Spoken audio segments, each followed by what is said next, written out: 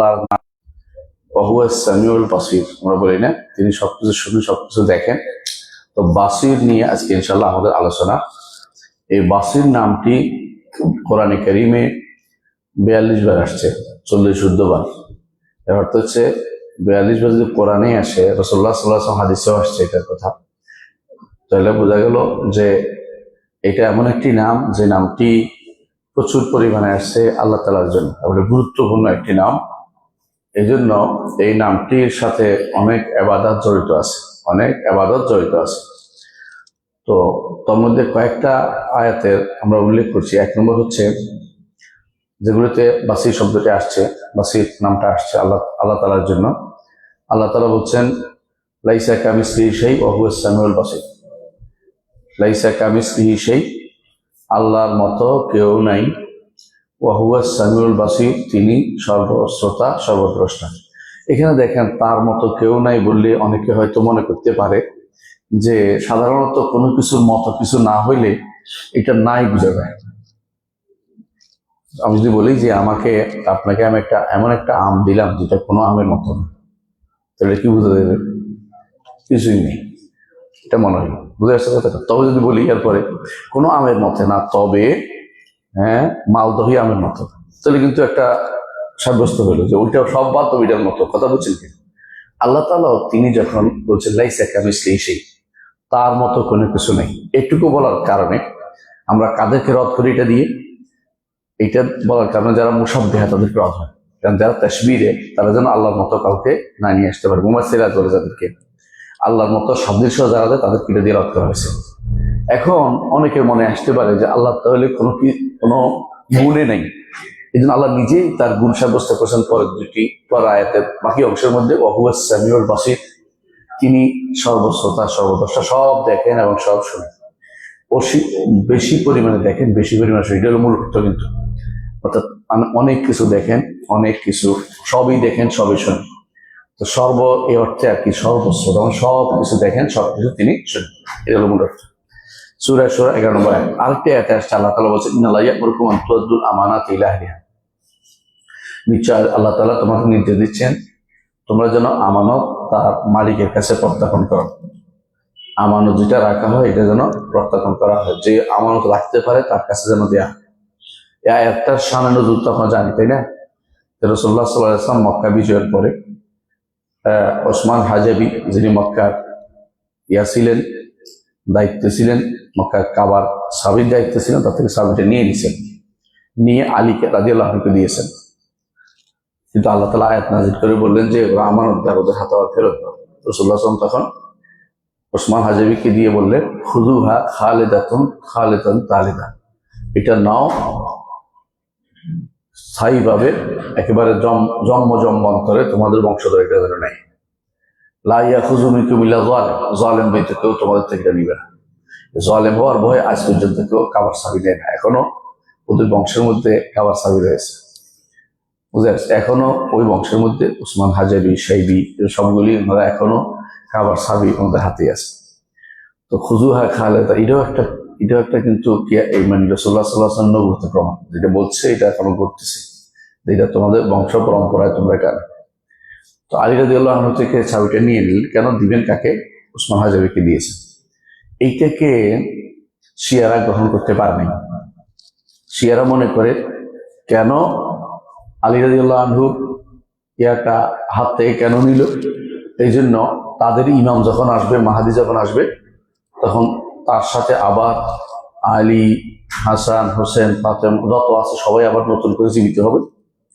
রাজা বলে এটাকে, রাজা আবার আসবে, এসে যুদ্ধ করবে, যুদ্ধ করে ওসমান হাজাবিদের হাত কেটে দিবে, মানে যেই হাতে চাবি নিয়েছে ওই হাত কেটে দিবে। ওদের সব বইতে এটা আছে, এটা আমাদের বিশ্বাসে করে, এটা এই বিশ্বাসের তারা এখনো আছে, এটা অস্বীকার করে না, তারা এটা বিশ্বাসে করে। এটা হ্যাঁ হতেই পারে, ওরা মনে তাদের ইমাম আসবে এটা বিশ্বাস করে, তার মাহাদি, তাদের মাহাদি। আমাদের মাহাদি আর তাদের মাহাদির মধ্যে বিশাল পার্থক্য, বুঝলেন না কথাটা? তাদের মাহাদি হচ্ছে 12 নম্বর ইমাম, জীবিত, এখনো গর্তের ভিতরে লুকায়িত। আমাদের মাহাদি এখন পর্যন্ত আসে নাই, আসবে এটা বিশ্বাস করি, তবে বংশধর মধ্যে জন্ম হবে। আর ওদেরটা হলো 1200 বছর ধরে জীবিত আছে, মানে 1200 বছর ধরে একটা গর্তে লুকায়িত আছে, বের হয় না। তার পক্ষ থেকে রাষ্ট্র পরিচালনা করতেছে ইরানের বর্তমানে যারা ওয়ালায়াতুল ফকিহ, বুঝতে পারছি।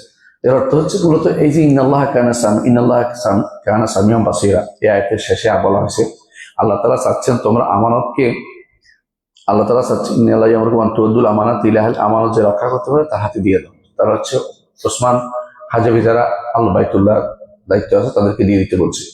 কারণ আল্লাহ তাআলা শুনেন এবং দেখেন। আল্লাহ তাআলা শুনেন দেখার অর্থ কি? কারণ কে এটার দায়িত্ব ভালো পালন করতে পারে এটা তিনি জানেন, কে এটার প্রতি আকাঙ্ক্ষা এটা তিনি শোনেন, কে দোয়া করছে এটা শোনেন। সুতরাং এই হিসাবে আল্লাহ তাআলার জন্য সামিউর বাসীর নাম এখানে সাব্যস্ত করা হয়েছে, বুঝছেন তো?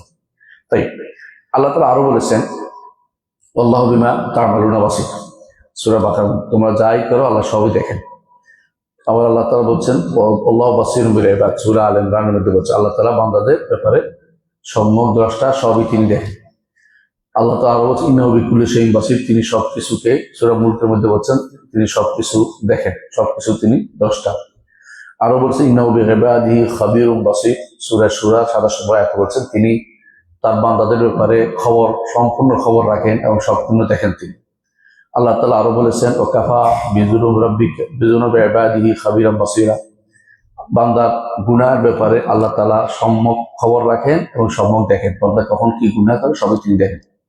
তাহলে বোঝা গেল এটা আমি কয়েকটা আলামত, 42টা তো উল্লেখ করতে পারবো না, কয়েকটা আলামত উল্লেখ করলাম যে মানে নমুনা যে কোরআনে কারিমে এই নামটি এসেছে। তো কোরআনে কারিমে এই নামটি আসার কারণে এটা তো অস্বীকার করার অর্থ হলো কাফেরদের। তো এরা কি করে, যারা অস্বীকার করে এরা হচ্ছে জাহমিয়ারা, আল্লাহ নাম অস্বীকার করে। কিন্তু মুতাজিলার নামটা মানে, কিন্তু অর্থটা করে কি জানেন? অর্থটা অর্থ আলিম, তারা আলিমটা মানে তারা শুধু একটা গুণ মানে যে আল্লাহ তাআলা জানে। তো এরা বাসির অর্থ আলিম মনে করছে, মানে দেখা অর্থ জানে। কারণ দেখলে কি লাগে তাদের কাছে? দেখলে চোখ সাব্যস্ত করতে হবে। আমাদের দিকে চোখ সাব্যস্ত আমরা করি, ওরা তো চোখ সাব্যস্ত করবে না, কারণ তাহলে কি হয়ে যাবে? আল্লাহ তাআলা জিসিম হয়ে যাবে, শরীর হয়ে যাবে, এই জন্য তারা অস্বীকার করে। তো এই জন্য তারা দেখাকে অস্বীকার করে বসছে। তো বাসির অর্থ করে কি? বাসির অর্থ সব কিছু জানেন তিনি, এই অর্থে সবকিছু দেখেন অর্থে করেন তারা, মানে এটা হলো মুতাজিলাদের কাম। আশারি মাতুরিদিরা বাসির অর্থ তারা দেখে, মানে এই দেখা দ্বারা তারা চোখ স্বীকার করে না। এই দেখা দ্বারা অর্থ হলো দেখার গুণ আছে তার, দেখার গুণ কিভাবে দেখে, মানে কি দিয়ে দেখে এটা তার সাব্যস্ত করে না। আমরা শোনার ব্যাপারে বলেছিলাম যে কান সাব্যস্ত করি না, বলছিলাম না? কিন্তু দেখার ব্যাপারে আমরা বলি আল্লাহ তাআলা চোখ দিয়ে দেখেন, এটা স্বীকার করতে। কথা বলছেন কেন? আল্লাহ তাআলার চোখ আছে এবং দুটি চোখ হাদিস দ্বারা সাব্যস্ত, সেই জন্য আমরা সেটাই বলি। কিন্তু আশারি মাতুরিদিরা এটা সাব্যস্ত করে না। আল্লাহর জন্য দেখার জায়গাটাকে তারা মনে করে আল্লাহ তাআলা দেখেন, এই দেখা দ্বারা তারা কখনো মানে আল্লাহ তাআলা তার চোখ আছে, চোখ দিয়ে দেখে সাব্যস্ত পারে না। এদের যারা মুতাকাদ্দিমিন ছিল, যেমন ইমাম আশারি বা ইমাম বাকিলানি, ওরা কিন্তু আল্লাহ তাআলা চোখ সাব্যস্ত করতো। মুতাআখিরিন যারা পরবর্তী যারা আসে তারা এটাকে অস্বীকার করেছে এই একই হুজ্জতে, একই কারণ। কোন কারণ? যে এইটা যদি সাব্যস্ত করি তাহলে আমাদের আল্লাহ তাআলার জন্য কি সাব্যস্ত করতে হয়? দেহ হইয়া যায়, আল্লাহ তাআলা শরীর হইয়া যায়, জিসিম হইয়া যায়। এটা বললে তো আল্লাহ তাআলা সৃষ্টির মতো হইয়া যায়, সুতরাং এটা সাব্যস্ত করা যাবে না। আল্লাহ যেটা সাব্যস্ত করছে তুমি অস্বীকার করার কি? কিন্তু তারা এই সন্দেহের ভিতরে ঢুকে গিয়ে অস্বীকার করছে। এই কারণে জাহমিয়ারা আল্লাহর আসমা নাম সবগুলি অস্বীকার করেছে, গুণ সবগুলি অস্বীকার করেছে। সে একই কারণে মুতাজিলারা নামগুলি অর্থহীন করেছে, গুণগুলি অস্বীকার করেছে।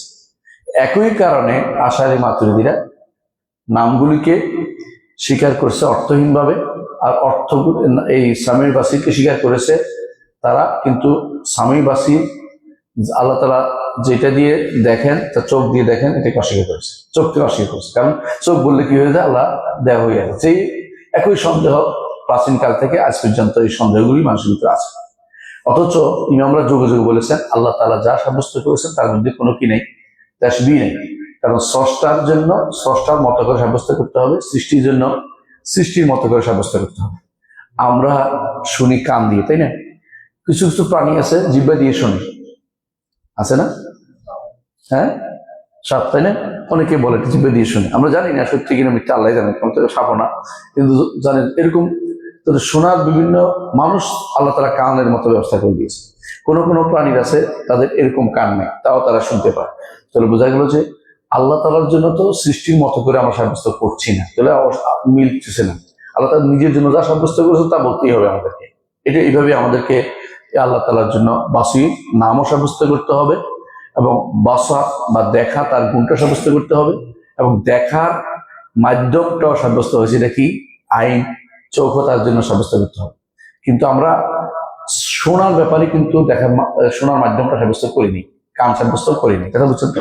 এটা আসে নাই, অস্বীকারও করিনি, কারণ হাদিসে আসে নাই এটা অর্থ হলো আমরা বলবো না, এটা হলো নিয়ম। কোরআন হাদিসে না আসার অর্থ এটা আমরা বলি না, এইভাবে বলতে হবে। আলাকুল হাল, এখন আমরা বাসির শব্দের অর্থ বুঝাচ্ছি। বাসির শব্দের অর্থ হচ্ছে যিনি সবকিছু দেখেন, যিনি সবকিছু দেখেন, যতই সূক্ষ্ম হোক, ছোট হোক, যতই একেবারে ক্ষুদ্র হোক, আল্লাহ তাআলা সবকিছুই দেখতে পান। এই জন্য তিনি একটা ছোট পিঁপড়া, কালো পিঁপড়া, কালো পাথরের উপরে অন্ধকার রাত্রিতে তিনি যে চলাফেরা করছে এটাও তিনি দেখতে পান। আমরা ওই দিন বলেছিলাম শুনতে পান, কিন্তু এখানে তিনি দেখতে পান। কথা বুঝাতে পারছি? মানে এটা যে তিনি দেখতে পান অন্ধকার রাত্রিতে, মানে অমাবস্যার রাত্রিতে কালো পাথরের উপরে কালো পিঁপড়া যে চলাফেরা করতেছেন এটা তিনি দেখতে পান। শুধু এটা নয়, বরং এই পিঁপড়ার বিভিন্ন অঙ্গে কিভাবে খাবার যাচ্ছে ওইটাও তিনি দেখতে পান। শুধু এটা না, এই পিঁপড়ার এই যে শিরা দিয়ে রক্ত কিভাবে প্রবাহিত হচ্ছে ওইটাও তিনি দেখতে পান। ক্ষুদ্র বুঝেন, যে পিঁপড়া কামড়ায়, ছোট একটা আছে না, যে পিঁপড়া কামড়ায়, সেটাও তিনি দেখতে পান। সাধারণত সলফে সালেহীন দাররা বলে নামলা বুঝাইতেন, পিঁপড়া বুঝাইতেন, কারণ তাদের কাছে সবচেয়ে ছোট প্রাণী ছিল পিঁপড়া তখনকার সময়। এখন তো মানুষ এর চেয়ে ছোট প্রাণীও আবিষ্কার করতেছে মাইক্রোস্কোপ দিয়ে, ওইটা আমাদের উদ্দেশ্য না। সলফরা যখন বলতেন দাররা, তখন অর্থ হইল নামলা, মানে পিঁপড়া। এই জন্য ফামা ইয়ামাল মিসকাল জাররা তিন খায়রান ইয়ারা, এই জাররা অর্থ বর্তমানে যেটা অনুপরমাণু, এটা নয়, এটা মূল অর্থ কিন্তু যত ক্ষুদ্র জিনিসই হোক, এটা বলা উদ্দেশ্য। তো এই জন্য আয়কার তাফসীর অনুসারে আমরা এটাই বলি যে যখন আল্লাহ তাআলা এই পিঁপড়ার পেটের ভিতর দিয়ে যে রক্ত প্রবাহ এটাও তিনি দেখতে পান। এমনকি তিনি দেখতে পান যে তার আসমান জমিনের কোন জায়গাতে এটা চলাফেরা করতেছে সেটাও তিনি দেখতে পান। তো আল্লাহ তাআলা আসমানের জমিনের নিচে কোথায় কি চলছে সেটা যেমন দেখতে পান, আসমানের কোথায় কি চলছে সেটাও তিনি দেখতে পান। অর্থাৎ পুরো দৃষ্টিটা আপনি বলতে পারেন, আপনার কতবার আপনার এটার নাম কি পলক নড়ছে এটাও তিনি দেখতে পান। এটা তার থেকে কোনো গায়েব হয় না। চোখ কোন দিকে, কার দিকে তাকাইছেন এটাও তিনি দেখতে পান, তাই না? তার চোখ থেকে কোনো কিছু গায়েব থাকে না, তিনি সবকিছু দেখতে পান। ইবনে কাইয়িম রাহমাতুল্লাহ আলাইহি বলেন যে বাসীর আল্লাহর নামটি তার পূর্ণ দেখাকে সাব্যস্ত করে, যে তিনি সবকিছুকে দেখতে পান। যে একটা পিঁপড়া, ছোট পিঁপড়া সৃষ্টি করা থেকে শুরু করে তার অঙ্গ, তার রক্ত, তার গোশত, তার ব্রেন এবং তার রগ রেশা, এবং তার চলাফেরা পাথর উপরে অন্ধকার, সবই তিনি দেখতে পান। ইবনে কাইয়িম রাহমাতুল্লাহ এটা বলেছেন। অর্থ হচ্ছে যে দেখার বিষয়টা কত ব্যাপক এটা আমাদের চোখের সামনে ফুটে উঠছে। এই জন্য ইমাম কুরতুবী রাহমাতুল্লাহ আলাইহি একটা কবিতা আনছেন এটার মাধ্যমে, যে তিনি যে সাধারণত যারা আল্লাহর কাছে দোয়া করে যে আল্লাহ যেন তার দোয়া কবুল করে, তো তারা বলে ইয়ামান ইয়ারা সফাল বাউদ জানাহু, হে এমন সত্তা যিনি একটা মাছি তার ডানা যে ঘুরায় বারবার, বাতাস কত দ্রুত ঘুরতেছে এটা যিনি দেখতে পান অন্ধকার রাত্রিতে, সেটা দেখতে পান। যে অন্ধকার রাত্রি কিছুই দেখা যায় না, এমন গভীর অন্ধকার রাত্রিতে একটা মাছি তার ডানা কতবার ঘুরাইলো ওইটা আল্লাহ তাআলা দেখতে পান। ওয়াইয়ারা মানা তাউরুকিহা ফি নাহরিহা, এবং মাছির ভিতরে যে রক্ত প্রবাহ হচ্ছে এটাও তিনি দেখতে পান। এবং তার মুখ দেখতে, মগজ কোথায় আছে দেখতে পান। যে ছোট্ট একটা সূক্ষ্ম হাড়ের ভিতরে তার মুখটা কোথায়, মগজ কোথায় রাখা সেটাও তিনি দেখতে পান। উমনুন আলাইয়া বিতাওবাতিন আপনি আমার তওবা কবুল করুন। কাকে ডাকছে? আল্লাহকে ডাকছে। আপনি আমার তওবা কবুল করুন, যার মাধ্যমে আপনি আমার আগের পরের সমস্ত গুনাহ আপনি ক্ষমা করে দিবেন। এটা হচ্ছে দোয়ার মাধ্যমে, এটা বলে মানুষ, কবিতা হিসেবে বলে। যদিও কবিতা দিয়ে দোয়া করাটা আমাদের সুন্নাহ নয়। রাসূলুল্লাহ সাল্লাল্লাহু আলাইহি ওয়াসাল্লাম কখনো কবিতা দিয়ে দোয়া করতেন না, এবং সাজা করাটা নিষিদ্ধ। কিন্তু অনেকেই তার আবেগে অনেক সময় দোয়াটা বলে। যদি উদ্দেশ্য না হয় আবেগ প্রকাশ করা, ওই মানে সাজা ইচ্ছাকৃত বানানো জিনিস উদ্দেশ্য না হয়, তাহলে জায়েজ আছে, কোনো সমস্যা নেই। তাহলে বোঝা গেল যে আল্লাহ তাআলা দেখেন, তাই না? তো আমাদের আল্লাহ তাআলার জন্য দেখা একটা গুণ, আর চোখ দিয়ে দেখা আরেকটা গুণ, চোখ আরেকটা গুণ। কথা বলছেন কিনা? দেখা একটা গুণ, চোখ আরেকটা গুণ। তো আল্লাহ তাআলা দেখেন, আমরা এটা বিশ্বাস করি, ঈমান রাখি, আল্লাহ তাআলা চোখ দিয়ে দেখেন, চোখ দিয়ে দেখেন। কথা বলছেন, এটা বিশ্বাস করতে হবে, এবার বলতে হবে। এবং এই চোখ তার পূর্ণতা এবং তার মর্যাদার সাথে যতটুকু যেটা সামঞ্জস্যপূর্ণ সেভাবে সাব্যস্ত করতে হবে, আমাদের কারো মতো করে নয়। যখনই এরকম মাথায় আসবে যে আমাদের কারো, তখন সেটাকে কি করতে হবে, তাই দিতে হবে যে এটা না, এটা উদ্দেশ্য না। তো আল্লাহ তাআলার জন্য চোখ সাব্যস্ত করা কোরআনে কারিমে আসছে, রাসূল হাদিসে আসছে। যেমন আল্লাহ তাআলা বলেছেন, ওয়াসবির হুকমি রাব্বিকা ফাইন্নাকা বিআয়ুনিনা, আপনি আল্লাহ আপনার রবের অর্ডার অপেক্ষা করুন, ধৈর্য ধারণ করুন। তিনি যে নির্দেশ দিয়েছে সেটা প্রতিপালনে ধৈর্য ধারণ করুন, কারণ ফাইন্নাকা বিআয়ুনিনা, আপনি আমাদের চোখের সামনে আছেন। আবার আল্লাহ তাআলা বলছেন, ওয়া হামালনাহু আলা যাতি আলওয়াহি ওয়া দুসুর তাজরি বিআয়ুনিনা জাযাআন লিমান কানা কুফর। আল্লাহ তাআলা নূহ আলাইহিস সালাতু ওয়াস সালাম সম্পর্কে বলেছেন যে তাকে আমি এই গাছওয়ালা পেরেকওয়ালা জিনিসে তাকে আমি বহন করিয়েছি, অর্থাৎ কি, নৌকা, যাতু আলওয়াহি ওয়া দুসুর তাজরি বিআয়ুনিনা, যে নৌকা চলতো আমাদের চোখের সামনে। কি জন্য এটা করেছি? জাযাআন লিমান কানা কুফর, যারা কাফের তাদেরকে ডুবিয়ে দেওয়ার জন্য, শাস্তি দেওয়ার জন্য আল্লাহ তাআলা সেটা করেছে। সূরা কামার আল্লাহ তাআলা চোখ আল্লাহ তাআলা সাব্যস্ত করেছে। আরো বলছেন আল্লাহ তাআলা, ওয়া আলকাইতু আলাইকা মুহাব্বাতাম মিন্নি ওয়া লিতুসনা আলা আইনি। মূসা আলাইহিস সালাম সম্পর্কে বলছেন যে, মূসা, আপনার উপর আমি আমার মহব্বত ঢেলে দিয়েছিলাম, এই জন্য যে দেখছে সে আর হত্যা করার করে না, আগ্রহ করে না। যেমন ফেরাউনের মতো ব্যক্তি, তার অন্তরের ভিতরে কি আসছে, মায়া চলে আসছে, তাকে হত্যা করেনি। ওয়ালকাইতু আলাইকা মুহাব্বাতাম মিন্নি ওয়া লিতুসনা আলা আইনি, যাতে করে আপনি আমার চোখের সামনে প্রতিপালিত হতে পারেন। এটাও সূরা তাহার মধ্যে আসছে, আল্লাহ তাআলা এটা উল্লেখ করেছেন। এর অর্থ হচ্ছে আল্লাহ তাআলার চোখ আছে। আর হাদিসে রাসূলুল্লাহ সাল্লাল্লাহু আলাইহি ওয়াসাল্লাম বলেছেন যে ইন্নাহু, দাজ্জাল সম্পর্কে বলেছেন, দাজ্জাল হচ্ছে আওয়ার। আওয়ার মানে হচ্ছে 100 কান। দাজ্জাল হচ্ছে আওয়ার মানে 100 কান। ওয়া ইন্না রাব্বাকুম লাইসা বিআওয়ার, জেনে রাখো তোমাদের রব কি নয়, গোরা নয়, অর্থাৎ 2 চোখ বিশিষ্ট। এই জন্য সালফে সালেহিন ইজমাই মাসালা, আল্লাহর জন্য 2 চোখ সাব্যস্ত করতে হবে। কিন্তু ধরন আমাদের জানা নেই, আমাদের চোখের মতো না, কোনোভাবেই না। আমাদের চোখের কি আছে, সাদা কালো কত কিছু আছে, এগুলি আল্লাহর জন্য নির্ধারণ করে বলা বৈধতা নেই। আবার আমরা অস্বীকার করছি যে আসে না, এটাকে আমাদের মানহাজ হচ্ছে এটা বলে বলে অস্বীকারও করি না, বলে বলে স্বীকারও করি না। আমরা বলি যে এটা আসেনি, কথা বুঝছেন তো? এই জন্য আল্লাহর জন্য সৃষ্টির মতো কোনো কিছু সাব্যস্ত করা যাবে না, এটা মাথায় রাখতে হবে। তাই হ্যাঁ, আকৃতি নির্ধারণ করা যাবে না। বরং আল্লাহ তাআলার চোখ আছে কিরকম জানি না, তিনি চোখ দিয়েই দেখেন, এটা এভাবে বিশ্বাস করতে হবে। তো দাজ্জালের 2টি চোখ নাই, আল্লাহ তাআলা 2টি চোখ থাকবে, হাদিস দ্বারা সাব্যস্ত হয়েছে। এটা এইভাবে সাব্যস্ত করতে। ইমাম ইবনে খুযাইমা রাহমাতুল্লাহ এই জন্য বলেছেন, আমাদের রবের জন্য 2টি চোখ আছে, যা দিয়ে তিনি মাটির নিচে যা আছে তা দেখেন, আসমান উপরে যা আছে তা দেখেন, ছোট বড় কোনো কিছু তার কাছে গোপন থাকে না। সমুদ্রের ভিতরে পানির যে গভীরতা, সেখানেও কি আছে তিনি দেখতে পান। যেমনি তিনি দেখতে পান যে তিনি আরশের উপর আছেন, তিনি আরশের উপর, সেখানেও কি আছে, সেখানে নিচে কি আছে, সবকিছু তিনি দেখতে পান। অর্থাৎ জগতের কোনো কিছু তার কিনা, কোনো কিছু তার কাছে গোপন নাই। হ্যাঁ, খাফিয়া, আল্লাহ তাআলা বলছে কোনো কিছু তার কাছে খাফিয়া নেই, গোপন নাই, সবকিছু তিনি দেখতে পান। এই দেখার সাথে সম্পৃক্ত। তাই এটা দ্বারা যেটা বুঝলাম আমরা, যে আল্লাহ তাআলার এই নামের সাথে কিছু জিনিস জড়িত আছে, কিছু জিনিস চায়। সেটা কি? তিনি যেহেতু সবকিছু দেখতে পান, তাহলে তার কাছে নিজেকে দিনভাবে প্রকাশ করতে হবে, এক। দ্বিতীয়ত, তার কাছে বিনয় প্রকাশ করতে হবে।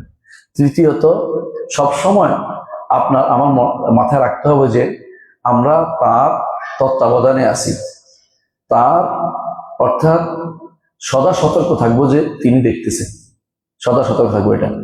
আর আরেকটি জিনিস হচ্ছে এবাদতে সুন্দর করে করবো। এবাদতের মধ্যে যখন আমি একবার এরকম করবো একবার এরকম করবো, বোঝা গেল আমার বিনয় আসে না, আল্লাহকে ভয় আসে না। এই জন্য এবাদত করার সময় এক একজন এক এক চিন্তা মাথার ভিতরে আসলে এটা তাড়িয়ে দিতে হবে যে তিনি তো দেখতেছেন। এই জন্য এবাদত এটা আসবে। কারণ হাদিসে আপনারা পড়েছেন যে এহসানের সংজ্ঞা পড়েছেন না, এবাদতে এহসান আসবে। এবং এহসান হচ্ছে তাআবুদাল্লাহ কান্নাকা তারা ফাইলাম তখন তারাহু ফাইন্নাহু ইয়ারাকা। এমন ভাবে আল্লাহর ইবাদত করবেন যে আল্লাহকে আপনি দেখছেন। আল্লাহকে দেখেন? দেখিনি। যদি সেটা সম্ভব না হয় তাহলে তিনি আপনাকে দেখছেন এই অনুভূতি আপনার থাকতেই হবে, তিনি আপনাকে দেখছেন। আমরা যখন সালাতে দাঁড়াই তখন আল্লাহ আমাদের দেখেন, যখন আমরা ঘুমাই তখন আল্লাহ আমাদের দেখেন। আল্লাহ তাআলা এটা বলেছেন, আল্লাযী ইয়ারাকা হিনা তাকুমু ওয়া তাকাল্লুবাকা ফিস সাজিদিন। আল্লাহ তাআলা আপনাকে যখন আপনি সালাতে দাঁড়ান আপনাকে দেখতে পান, আর যখন আপনি সিজদা কায়দার সাথে সিজদা করেন তখনও আল্লাহ তাআলা আপনাকে দেখতে পান। এটা আল্লাহ সব সময় তার বান্দাকে দেখেন। কোনো কিছু আল্লাহর সামনে গোপন করার মতো কোনো কিছু নাই। এজন্য গোপন করে যতই গোপন করবেন না কেন তিনি সবকিছুই দেখতে পান।